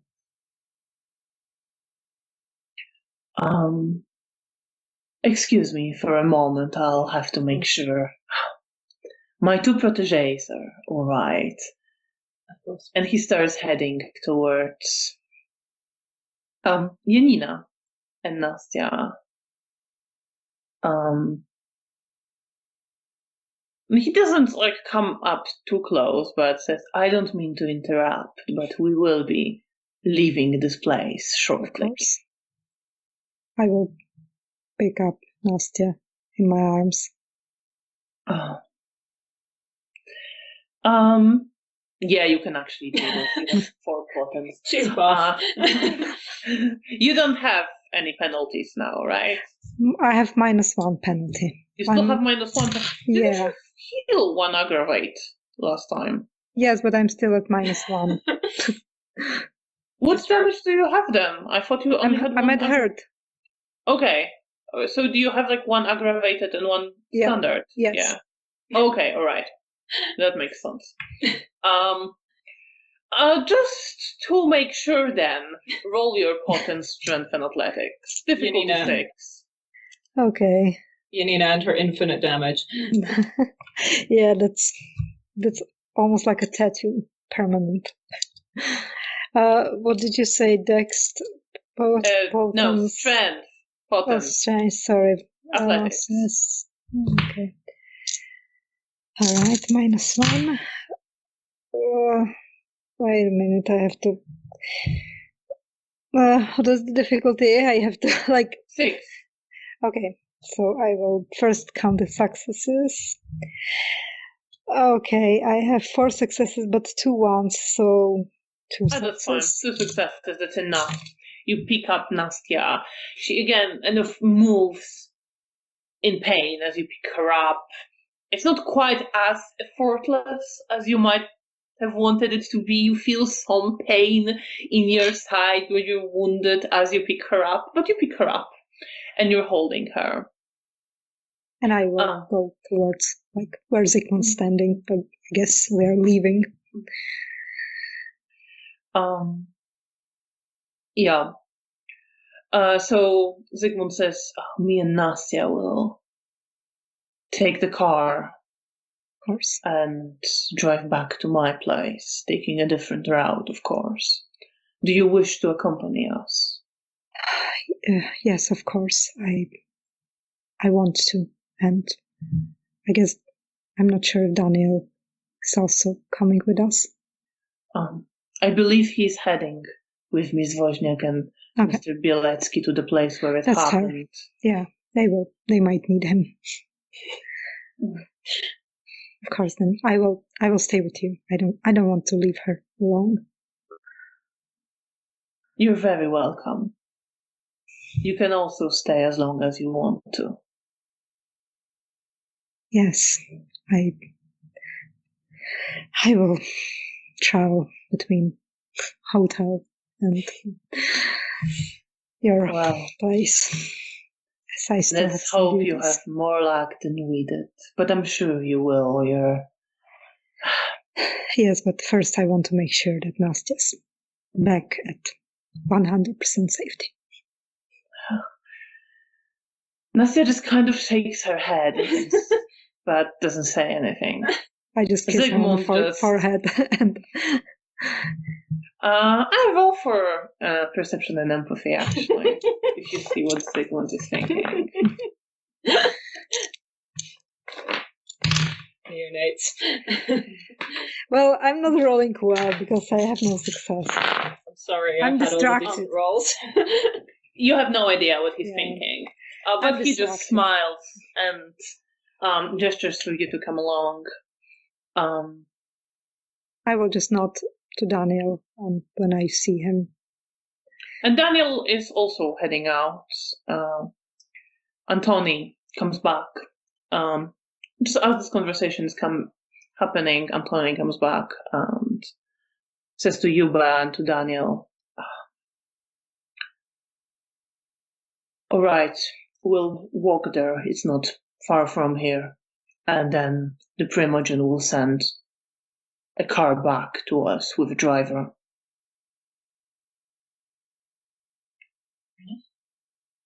Well, I understand Janina is not coming with us. I know. I resist the urge to say I think she's going to go play nurse, but I keep that comment to myself. Of course. I will sort of put a hand on Janina's shoulder as she's leaving. Just tell her to take care. Thank you, you too. Stay safe. Always. And I say the same to Daniel. And nod at Anthony. Anthony just gives you a nod. And you all leave the place. You see that the guard who was there begins to clean up any blood that was on the floor in the headmaster's office, but doesn't pay any attention to you anymore. And you leave. Janina Zygmunt opens the door and helps you get Nastya at the back seat. Yes, and I will sit next to her, hold her hand. Yeah. And he sits in the driver's seat and drives away. While you, Bea, start heading towards the place where the attack took place with Antoni and Daniel. Antoni turns to the two of you as the car drives away.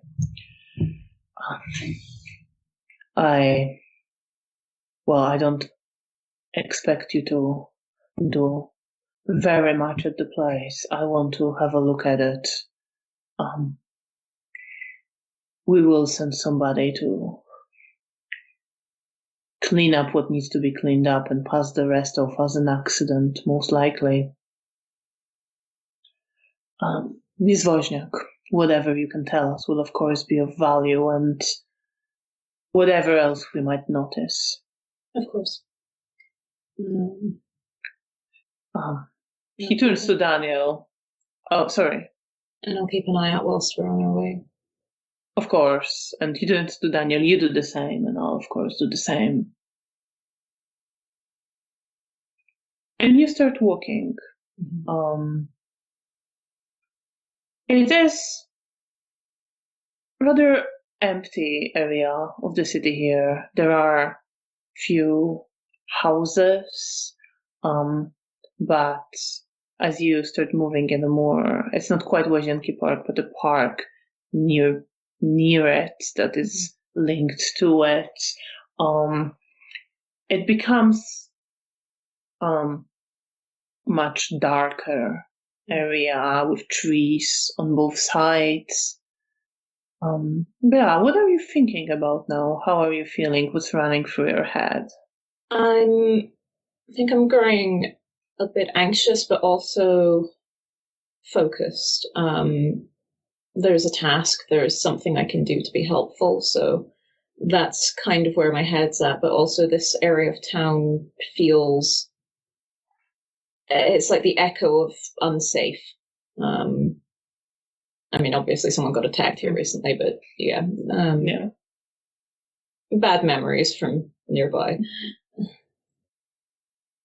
And you walk with this unsafe feeling somewhere in you. And it doesn't take very long. You walk maybe for 10-15 minutes.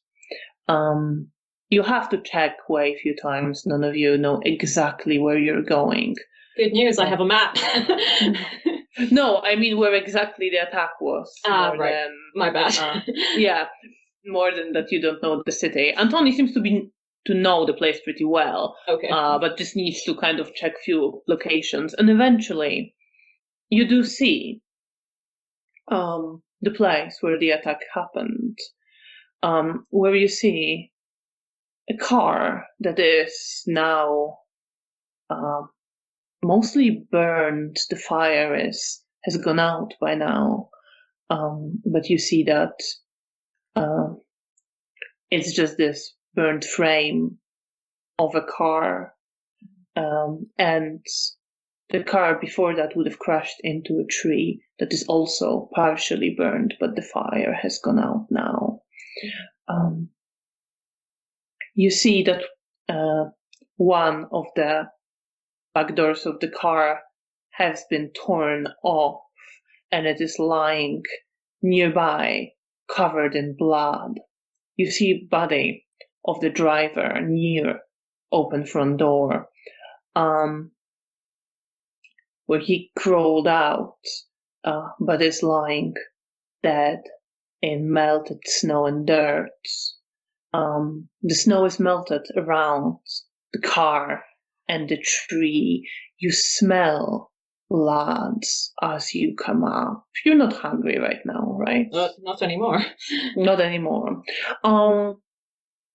So you're perfectly in control, but you notice this strong, still powerful taste of Vita, now mixed with dirt.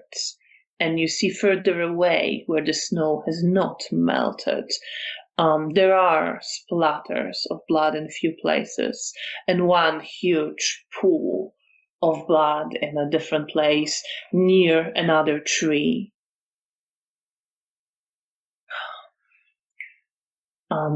Daniel is sort of looking around. Antoni comes up closer, starts examining the car. I think I do take a solid few seconds to glance around the scene, looking in case we're being observed again. You don't see anyone with obfuscate, so you had a very good roll, I think, before. Oh no, you had 3 successes, right? Yeah. That's not... Okay, roll again, then. Okay. Perception and alertness or awareness? No, it's fine. Okay. I already said that there's no one. It's fine. Okay. You don't see anyone. You're pretty certain there's no one observing you for obfuscate. In which case, then I will go and approach the scene. And Zygmunt mentioned that his car got attacked. I can see which car the driver crawled out of. Yeah. Well, there's only one car. Oh, right. Sorry. There's one car that crashed into a tree and burned. Right. Okay. Sorry. I thought there was a separate car. No, sorry. No. That's fine. Okay. I will go to the car then and examine it just with my eyes first, and then put my hand onto the vehicle itself and activate Spirit's Touch. All right. So when you examine it with your eyes, there's not that much you can see. You see that fire has destroyed what was there to destroy inside the car, and the metal frame is darkened, but mostly still in place. You see that at the front where the engine would be, it's not... Well, the car is crushed, but there's also like parts that weren't smashed in the crash were also smashed by someone and torn apart a bit before, or like you can see the marks through the signs of fire. And roll your perception and empathy with difficulty 6, because it hasn't been very long. That's so unusual for me. Normally it's like days after. I've got to impress Antoni. I've got to spend willpower. I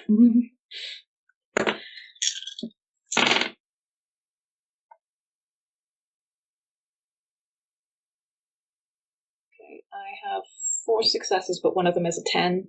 I don't know whether insightful applies. Don't think necessarily. Is it with your willpower?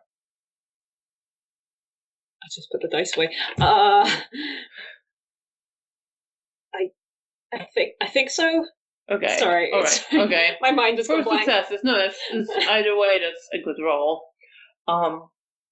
So you focus on the car, touching it with your hand, feeling the uneven, tough surface, burned, blackened metal under your skin. And you focus on it.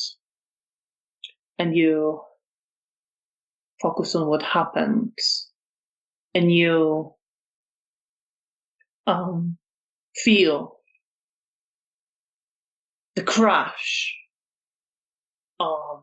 You see, just a moment before the crash, you see some movement to the side, and then the darkness covers your vision, and you feel the crash. You don't actually see it. The darkness is suffocating you. You can hear someone. I'm sorry, when you said the door, you meant the car. You woke up to the car, right? Yes. Yeah, sorry, yeah. That's okay. So you hear someone gasping for air and almost crying out, but his voice suffocated, stifled in his throat, and scrambling to get out. You feel the car shaking. You get a sense of movement. You are in the darkness. You feel the struggle of someone is trying to get out. You are surrounded by darkness. And roll your perception and occult with difficulty 9. Good.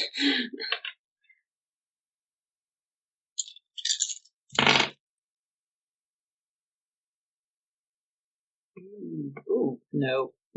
Okay, I have 2 8s and 2 1s, so nada. Okay, so you actually have a botch. 2 8s and 2 1s. Oh yes, because it's 9. Well then, yes, I do have a botch. I forgot about the difficulty. All right, okay then. So you're looking into the darkness, and it's suffocating you, and you feel yourself suffocating. You feel yourself getting lost in it. You get still the sense of movement somewhere in the distance. You get still the sense of someone smashing into the front of a car. You get the sense of someone smashing, pulling the door. You think it's Zygmunt's hand pulling the car door that is turned off, just tearing it off a car and moving. You get a sensation of fire and heat and a flash of light, but it all fades away, and you're staring into the darkness, and you feel yourself like it feels you, like it's looking at you, like it's wrapping itself around you. I think somewhere in the midst of this, I probably let out a cry, and there's tears running down my face, but I can't even feel them anymore.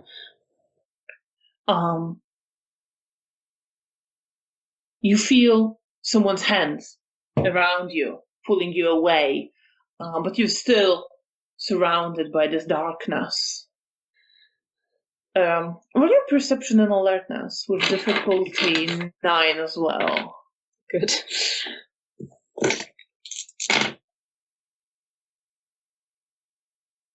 have a single 9.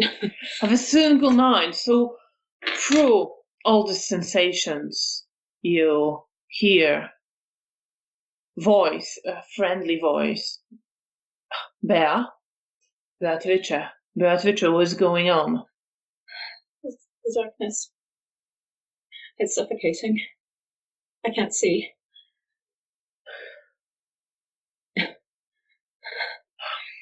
And you hear someone say, what's happening with her?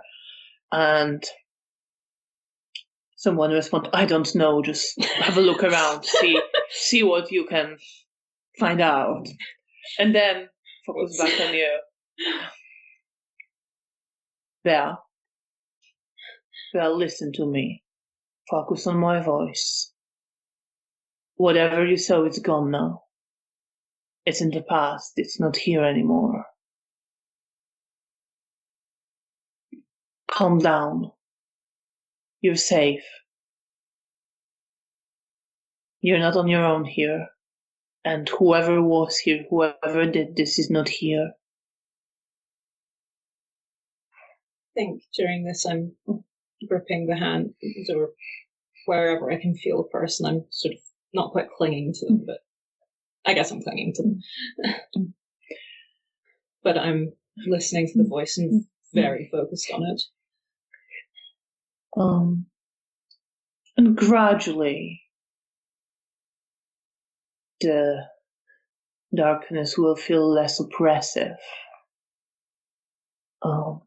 less crushing, less overwhelming.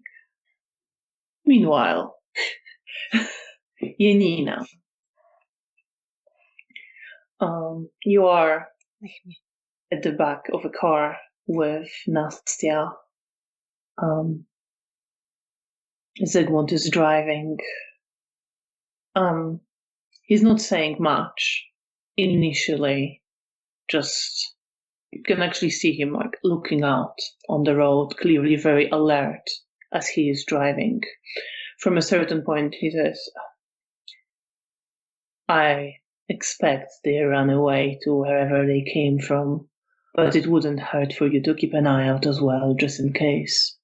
Of course, and I will also try to look around as we drive. Well, perception and alertness. Difficulty 8 because it's dark and you're moving. 1 success. I have 1 10. So you look around, but you're pretty sure no one is observing you or following you or lurking nearby. It seems it is safe and the road passes without any additional surprises.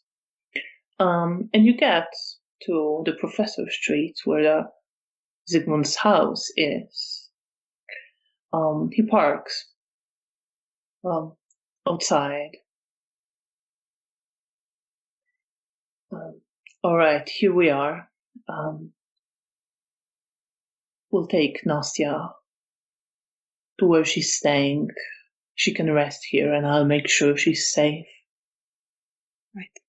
And I will help take Nastya out and bring her inside. He lets you carry her. He doesn't intervene as you move to do that. As he opens the door, you see the woman you've seen here before comes out from another room, surprised, a bit concerned, and he explains quickly, "We were attacked on the way. Mr. Mihailovich, unfortunately, was lost, but we are saved." And she just looks a bit like surprised, and Zygmunt continues, "Please, can you or someone else drive the car back to Mr. Bieletsky? He will be waiting," and he gives the approximate location of where to pick them up from. And then he continues leading you up the stairs. And not turning towards his living room and library, but to the other side of the room where he keeps his various inventions, including tape recorder, radio, a telescope. To the other side of that room, where there is a small room that door is not like locked or shut at the moment, is slightly open. He opens it and lets you in, and there is a bed there. There isn't much in there. There is a bookcase that has few books on psychology, few books with titles in Cyrillics placed on it right now. And he says, well, that's where she's been staying. Okay, I will gently lay her down on the bed. He comes up to the bed, kneels down near it to look at Nastya. Nastya, you fought very bravely, and I am very proud of you. I once tell you should have run away, although you should have run away, because I know you, myself, and our clan well enough to know that it's simply not in our nature. And she just smiles at that. And kind of opens mouth as if she wanted to say something, and he just raises his hand. You rest now. You helped me. And it was not insignificant. And for that I am grateful. And she just nods her head. Janina, I will be in my living room. Right. I'll leave you on your own now. I'm sure you want to spend some time together. Yes, thank you. I will If there's call to get some blood for you to heal Nastya. Okay. If there's anything I can do to help both of you, just ask. He kind of looks to you. She will need blood to heal. Okay, maybe I could bring her some from the hospital. That the one that I'm storing. That's what I was implying. I'm sure Camarilla will find some when I ask, but the more we can get her, the sooner she will be back to full health. Of course, I will get to it as soon as I make sure she's all right and settled in again. I'm sure you will. Stop by before you leave. I will. And I'm glad you survived as well. He smiles. This benevolent white smile.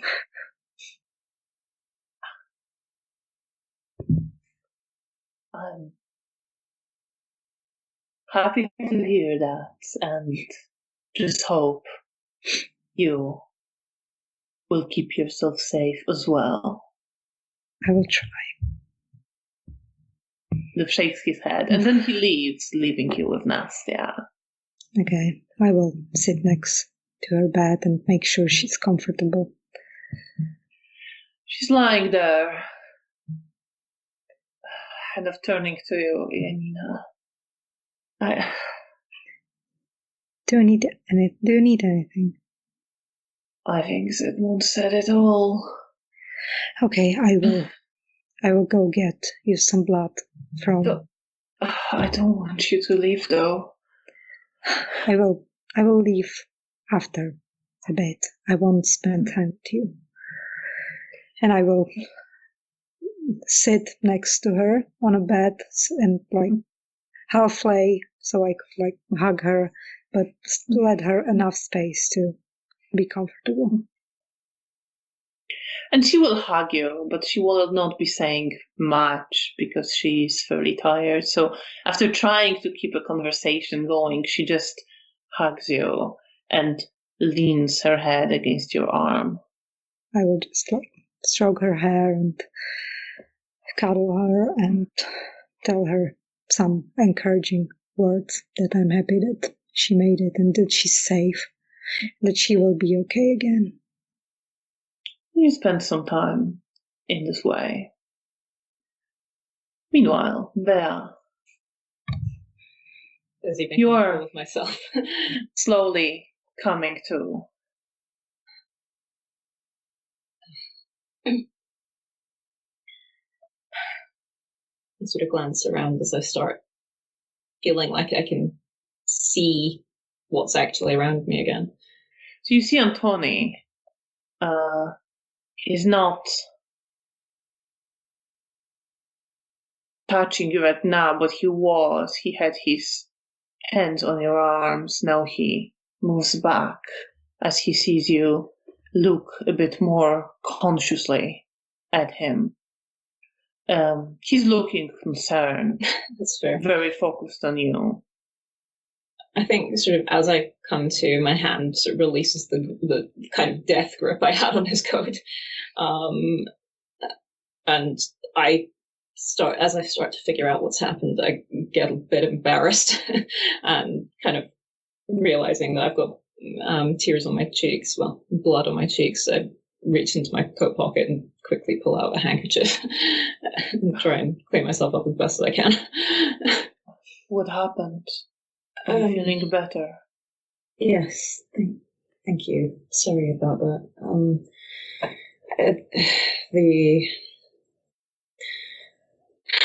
The scene at the car, well, I give him a rundown as to what I saw, the movement outside, the darkness swallowing the suffocation that the driver experienced. Zygmunt forcing his way out, and I'll then add with a bit of frustration that there wasn't anything particularly revelationary, but I'll check around the car at the area where that took place and see if there's... See, he would be nodding and he'd say that would be the La Sombra Primogen mentioned when you talk about the suffocating darkness. And he kind of, before you move away to have a look around, he just kind of like moved almost in a way for a moment, and what happened? Are you all right now? And at that point, I look quite embarrassed. I'll be fine. These events can leave, well, echoes, I guess, and if I'm not careful, sometimes the emotions that are left behind at the scene can permeate through me. So I think that's what happened. I'll try and be more careful next time. And I'm sort of looking at the floor as I speak. Just kind of nod. You just had me worried there for a moment, that's all. I'm sorry. Oh, it's nothing. I'm glad you're better. Just be careful. And I give him a bit of a shaky smile, still quite embarrassed. And you start looking around. In which case, roll your perception and awareness with difficulty 8. Take 2. Awareness and investigation. What? Awareness. Investigation. Awareness. And awareness. Sorry. Yeah. We both said awareness, and yet my brain still had alertness for some reason. No. It's going to be one of those nights where I'm not processing audio very well. 3? Sorry, what was the difficulty? 8. 8. 2 successes. 2 successes. All right. Then you start looking around, and you can make out that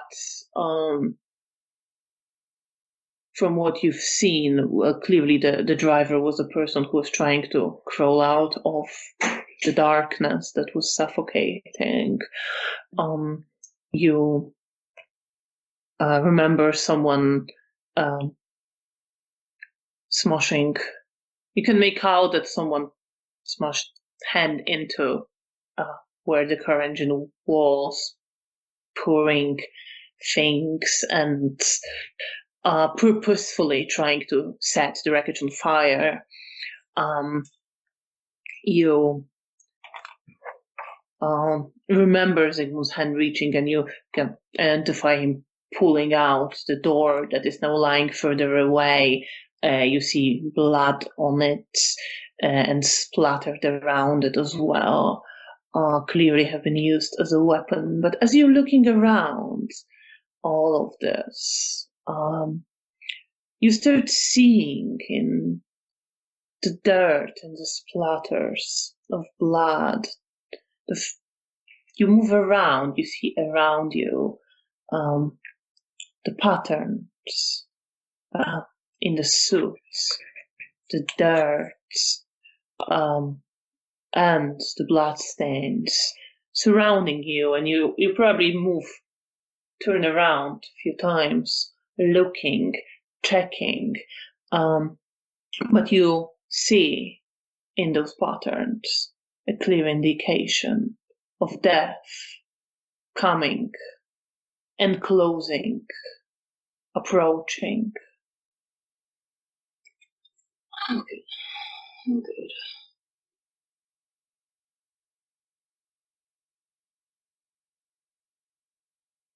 Does it feel... I'm probably not going to get this information on 2 successes. Does it feel just generally, or like it's specifically aimed at something? It is specifically aimed at something, but you don't know what it aimed at. Like, it's not the general foreboding of doom. It's a specific, like, a death. But you're not sure what it's aimed at. Right. Well, I'll add it to the report anyway. 4 Malkavian prophecies of death and gloom. I'm quite unsettled by seeing this, but I'm trying to maintain some composure after I've already made a fool of myself. Roll your self-control and self-good. Oh, good. I'm gonna give you difficult... Well, okay, roll difficulty 6. Let's see. That's message 3.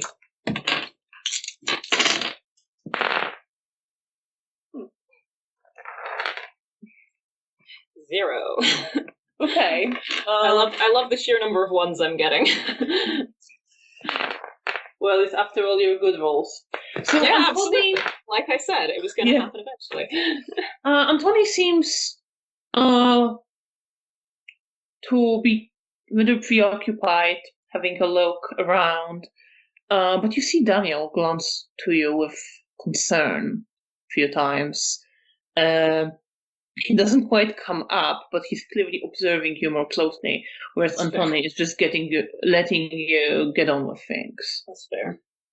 I will occasionally glance at him with a worried expression, but I'm mostly... Until I'm told to stop, I will continue searching and seeing if I discover anything new or interesting. But do you want to use your aspects on anything else? Ooh, where I felt the movement outside of the car, if I can find that. Well, there would have been people moving out of the car, and then movement sort of in the general area. Yeah. You get the sense from, like, watching, even, like, there's some steps on the snow. Yeah. I want your actually perception and investigation to see absolutely. If you find anything else. Yeah. Roll that one very often. What was my difficulty? Difficulty would be 8, I think. Okay, then I have 3 successes. 3 successes. So there isn't necessarily much more in here to find, you feel. Mm-hmm. You can kind of, from that, you can piece together more or less the movement.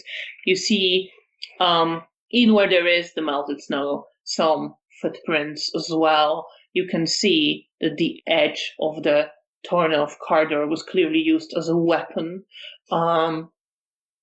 You see that there are steps, quite calm, measured steps leading up to the place where there is this big pool of blood on the snow, and you get a shape of a person lying there as well, which you think would most much nastier. I'm just picturing the world's the most grim snow angel at the moment. It's not quite the shape of a person. It's more like kind of round, but there's also the shape of a person in there. It's pretty grim. Yeah. And then you see several places when someone would have fallen over, and you actually notice as you start kind of looking around a bit more, you also see one pair of steps that was backing away visibly, and then in much more of a hurry. And the steps are kind of uneven. Seems that someone was kind of trying to just get back, get away. I think I'll take a look at that in particular. One thing that I am trying to ascertain is how many attackers there were, and if it looks like there's more than the two that was already mentioned, then I'm really curious as to who, if any, there was extra. But for now, I'm focusing on the backing away footsteps. So with what you rolled, it's hard to tell. Yeah, because absolutely. Yeah, it's a bit of a mess around this place. But you see two sets of footsteps backing away. One kind of backing away, more uneven, scattered, collapsing at some point, and then starting to run. Another much more like moving faster or running, bigger spaces between them, and there is some blood splattered amidst them as well. Okay, I'll focus on the footprints and use spirits touch again. On which ones? The ones that have blood on them. Both have blood on them. Okay, but the second ones. the faster ones. Yeah, the ones that I remembered having blood on them. All right, okay. Roll your perception and empathy with difficulty 6. Okay.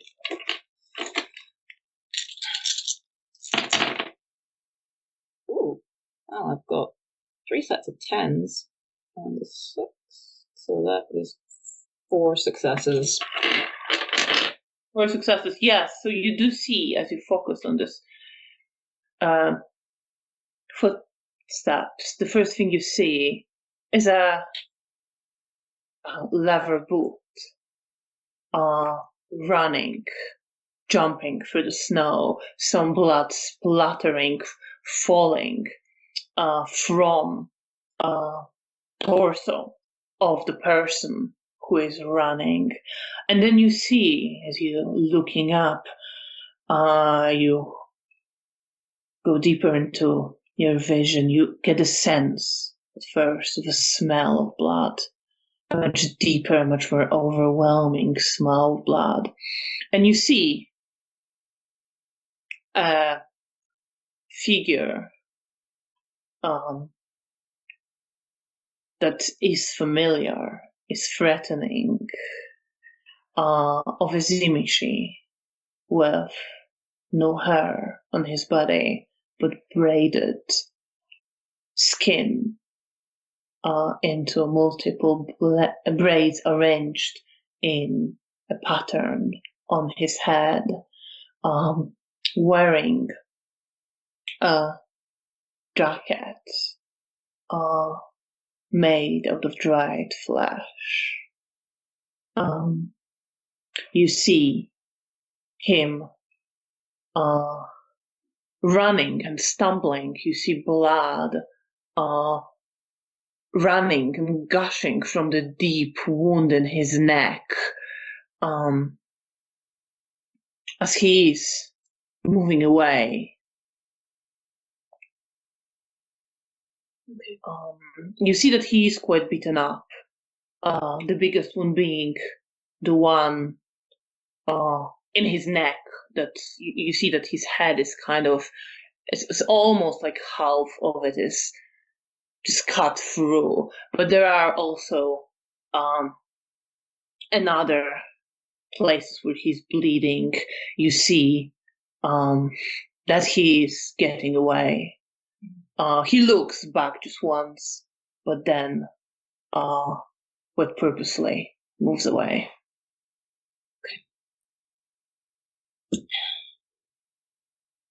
as I come back to, there's this feeling of not quite enjoyment, but satisfaction that he got to suffer for once. And if I'm able to, I will turn my attention to the second set of footprints. Yes, I'm not going to make you roll again for this. You rolled well for those rolls. For those things. Yes, for those things you rolled well. Yeah. So you would see that the other set of footsteps belong to Florian, the Sabbat priest, who is severely beaten up. He's barely standing, and he's backing away, looking with hatred and anger, but he is backing away, trying to get away, bleeding, and you see that he's partially burned as well. There's a bit more satisfaction with that one.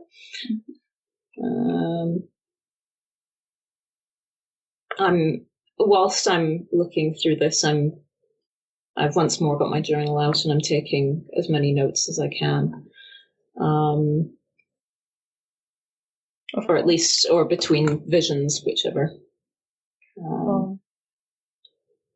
And sort of following I guess I'll start sort of looking in the direction of the footprints, making notes of where they're going.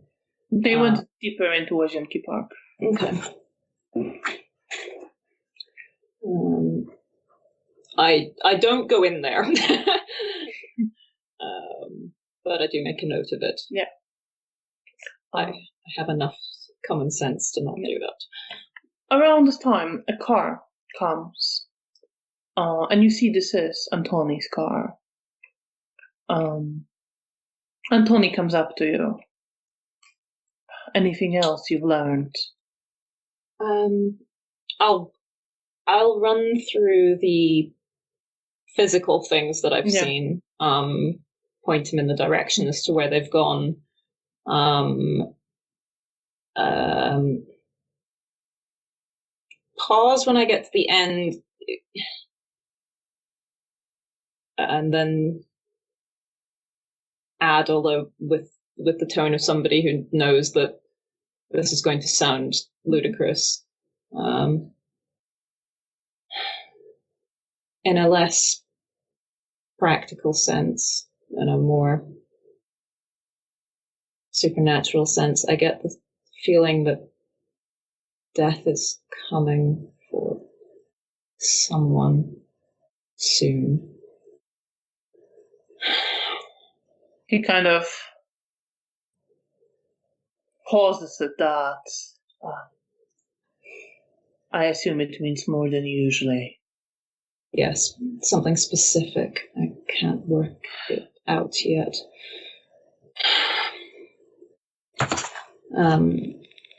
But yes, the physical evidence and the echoes that I've worked through so far.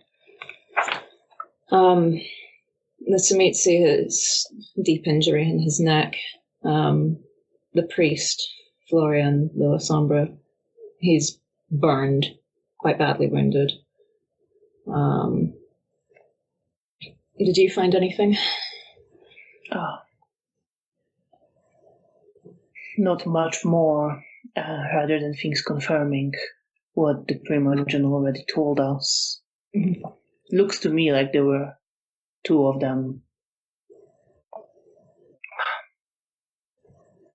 Probably so. It is a good opportunity to get to the Primogen, but well,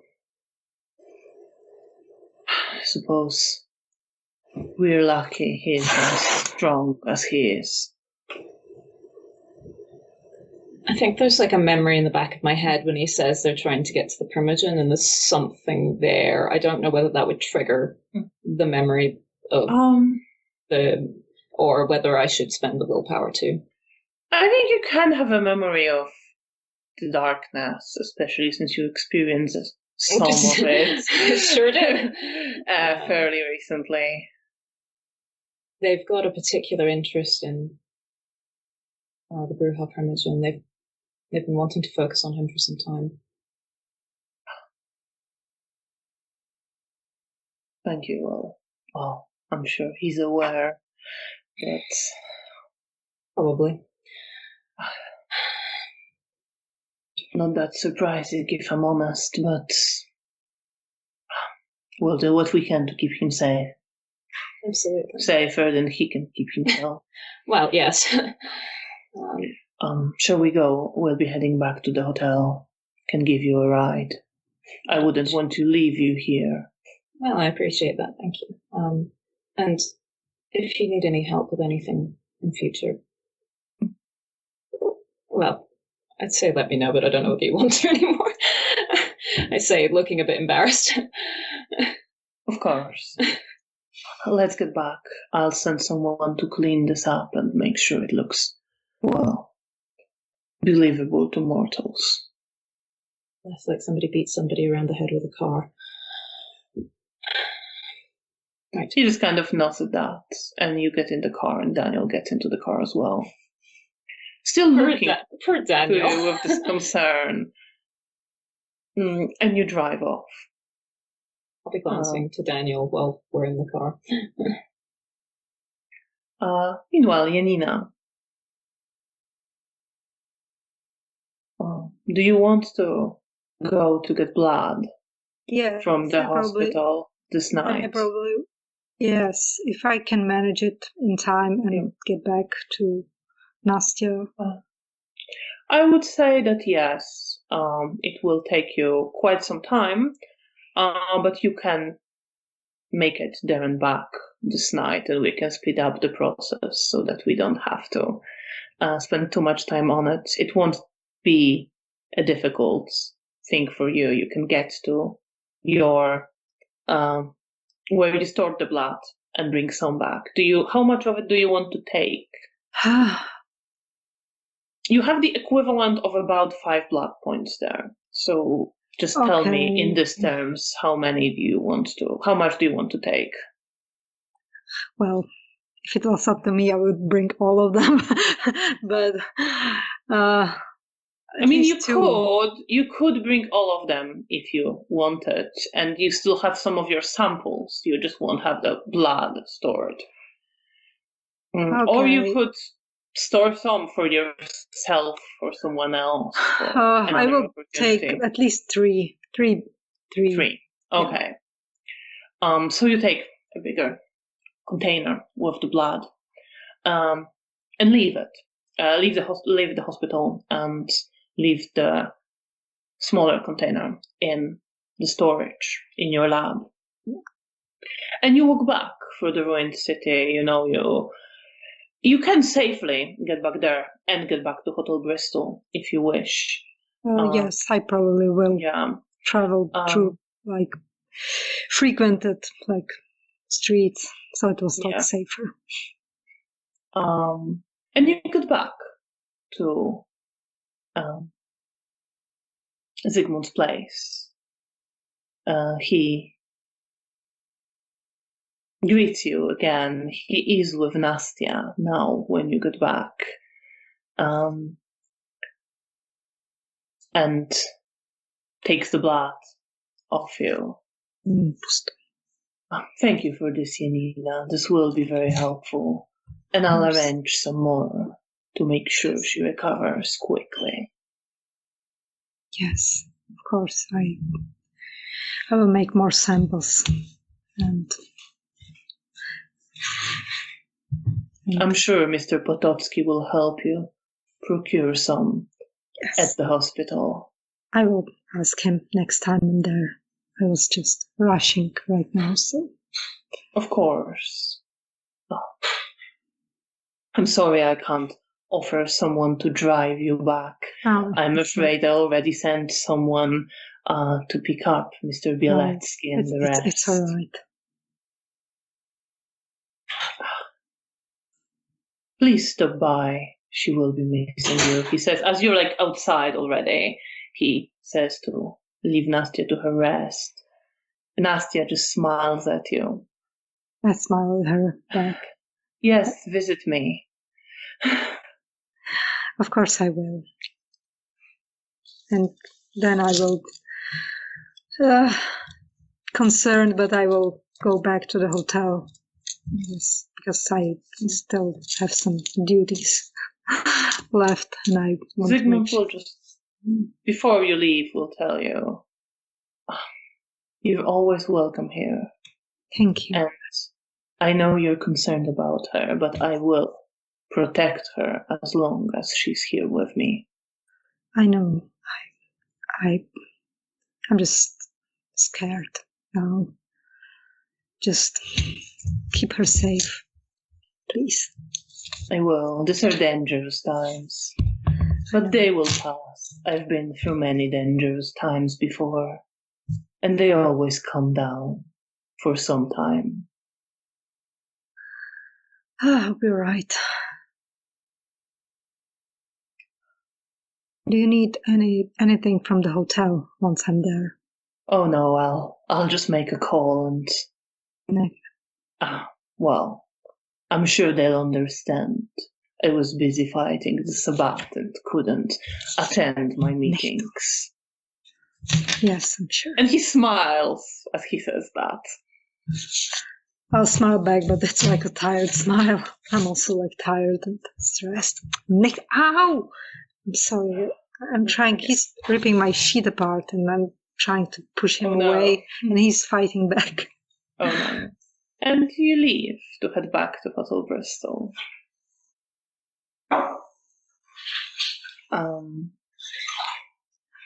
And Bea, you are driving back with Antoni and Daniel, and you arrive at the hotel.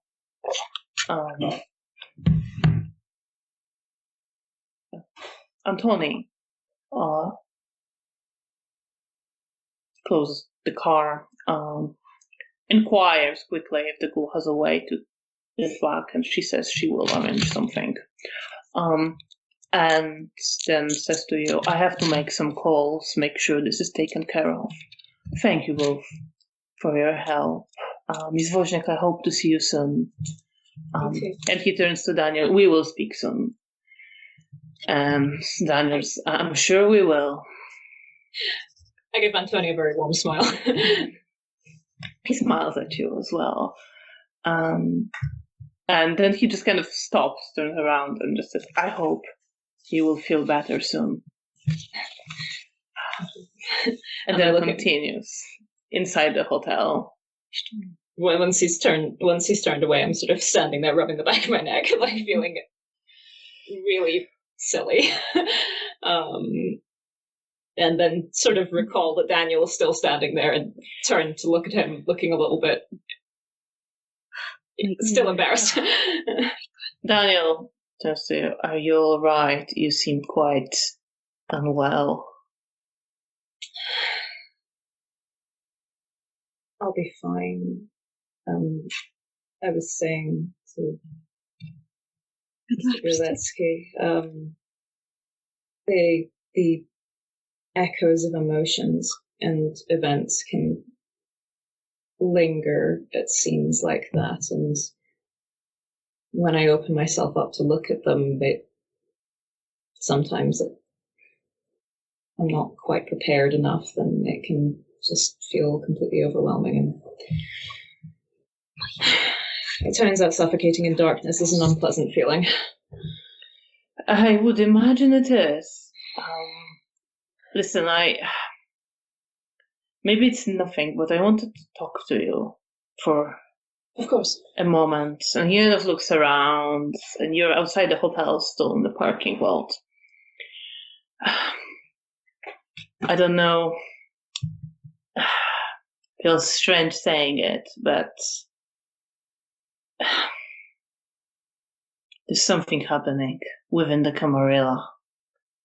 I don't know if Janina mentioned what happened yesterday.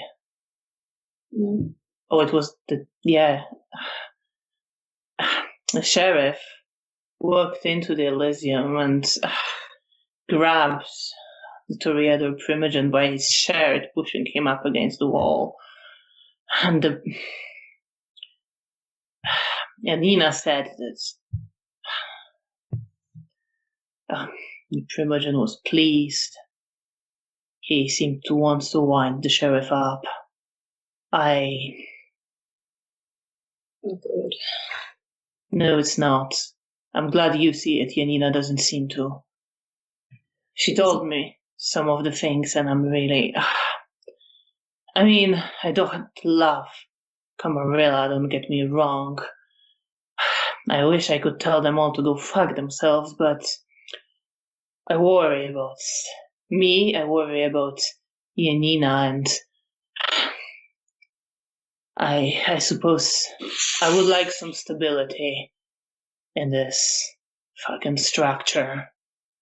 And I don't think that's what we're getting, and I think to be other Primogen is up to something. He seemed to be up to something to do with the prince, from what Janina told me of him playing that Malkavian's music. Do you know anything? Do you know what is going on?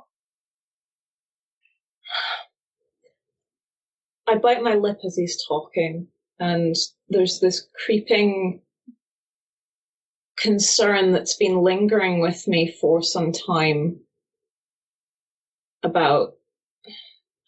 I believe it got set off around the time when I started feeling quite how expendable the younger members were. And the traps and the plots that some of the older members were making and not telling us about. And there's this uneasiness. And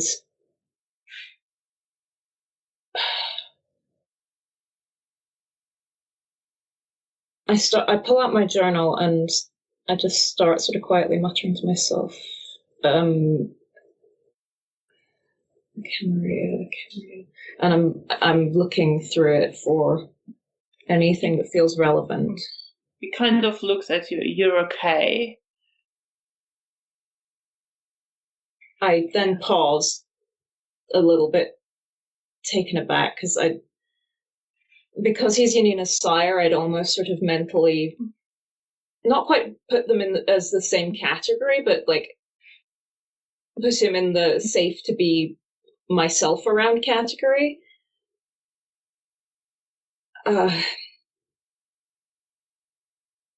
It's Clan Bruja deals with hot-headedness. I deal with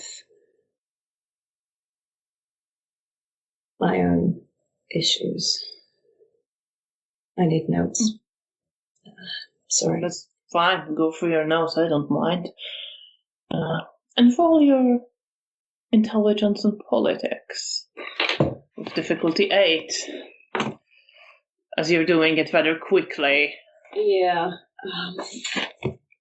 I'm actually really concerned about this, so I'm going to spend another willpower.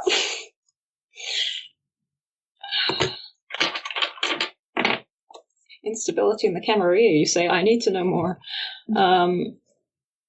It was intelligence and politics, you said? Yes. Spend willpower.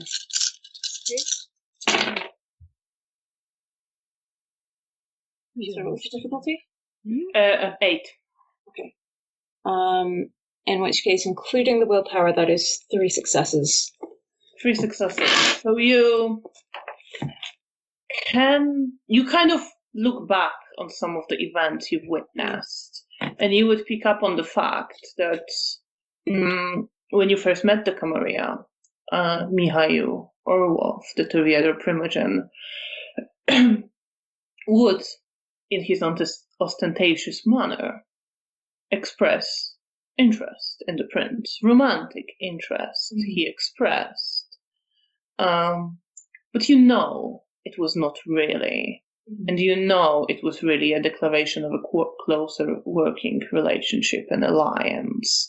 Now that you look back on it, you're fairly certain nobody in there cared for any romantic things or any romantic relationships.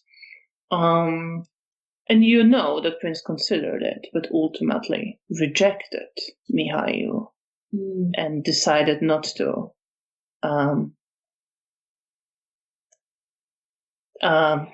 work more closely with him, and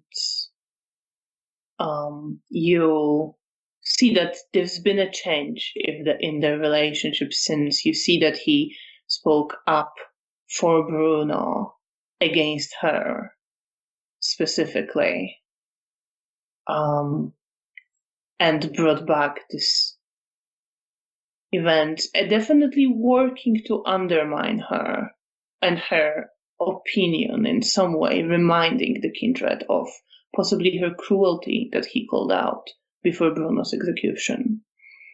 And you can see actually that, also, you would see that he didn't have the best relationship with the sheriff. They didn't appear to like each other. They had an argument on day one. Yes, exactly. Yeah. And you would now perceive that, well, with what Daniel recounted, he's clearly using the fact that Lucian is emotionally unstable and emotionally at least somewhat unstable, to undermine him, which can also be a way of undermining the prince because he's been appointed by her. And on 3 successes, I think that's what you get. Okay, wonderful. So what we have is the world's most dangerous temper tantrum. Okay. I will look concerned because this is really not the fucking time. And then give Daniel a rundown, not like event from event, but definitely changes in his behavior and what I think has stemmed from it. And there's definite tired irritation in me as I'm talking because I also want the stability of the Camarilla. I don't feel the same go fuck yourself feeling that Daniel does, but it was why I joined the Camarilla, and it's why I believe in it as an organization. And the fact that Mikhail is straining this when we're already having difficulties is really, really angering me because so many people are trying so hard. And maybe he has a reason for it that I can't see, but at the moment it just looks completely unreasonable. How much of it you say to Daniel?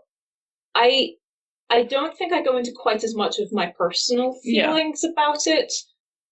He might be able to pick up on that. I don't know how well I'm controlling that, given how emotionally fragile I'm feeling right now. But I definitely tell him what I think is happening, like that I think Mikhail is intentionally doing this as a way of expressing to the prince that their relationship is not the same as it was after her rejection. Well, you also think that it's more than that. You would pick up on the fact that he wanted to get close to her, to get closer to power. Yes. And as he didn't get that, he's undermining her as a way to get to that. Yeah. Yes. Sorry. Yeah. No, also sorry. That. I just wanted to clarify that. Yeah. He kind of looks, that's what I thought. Well, I hope we can weather whatever comes. So too. Let's look out for Janina. She doesn't even want to think about it. She doesn't even want to listen. She doesn't take politics seriously, and this is dangerous. Yeah. I think I do actually. I think at that point I do express the frustration of so many people are trying their best to protect us and keep us safe. And like my mind goes back to Antoni and the other hounds and Roman. And then there's people actively working to destabilize it. And I think that there's genuine frustration and upset and kind of grief in my voice because we've lost people.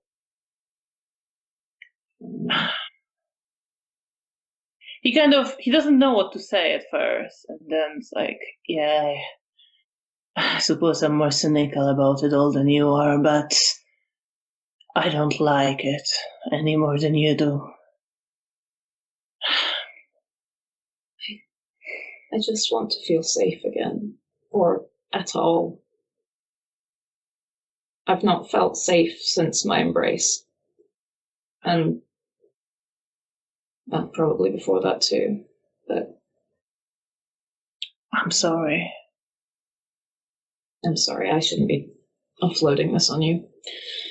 That's alright. It is what it is. Absolute nonsense.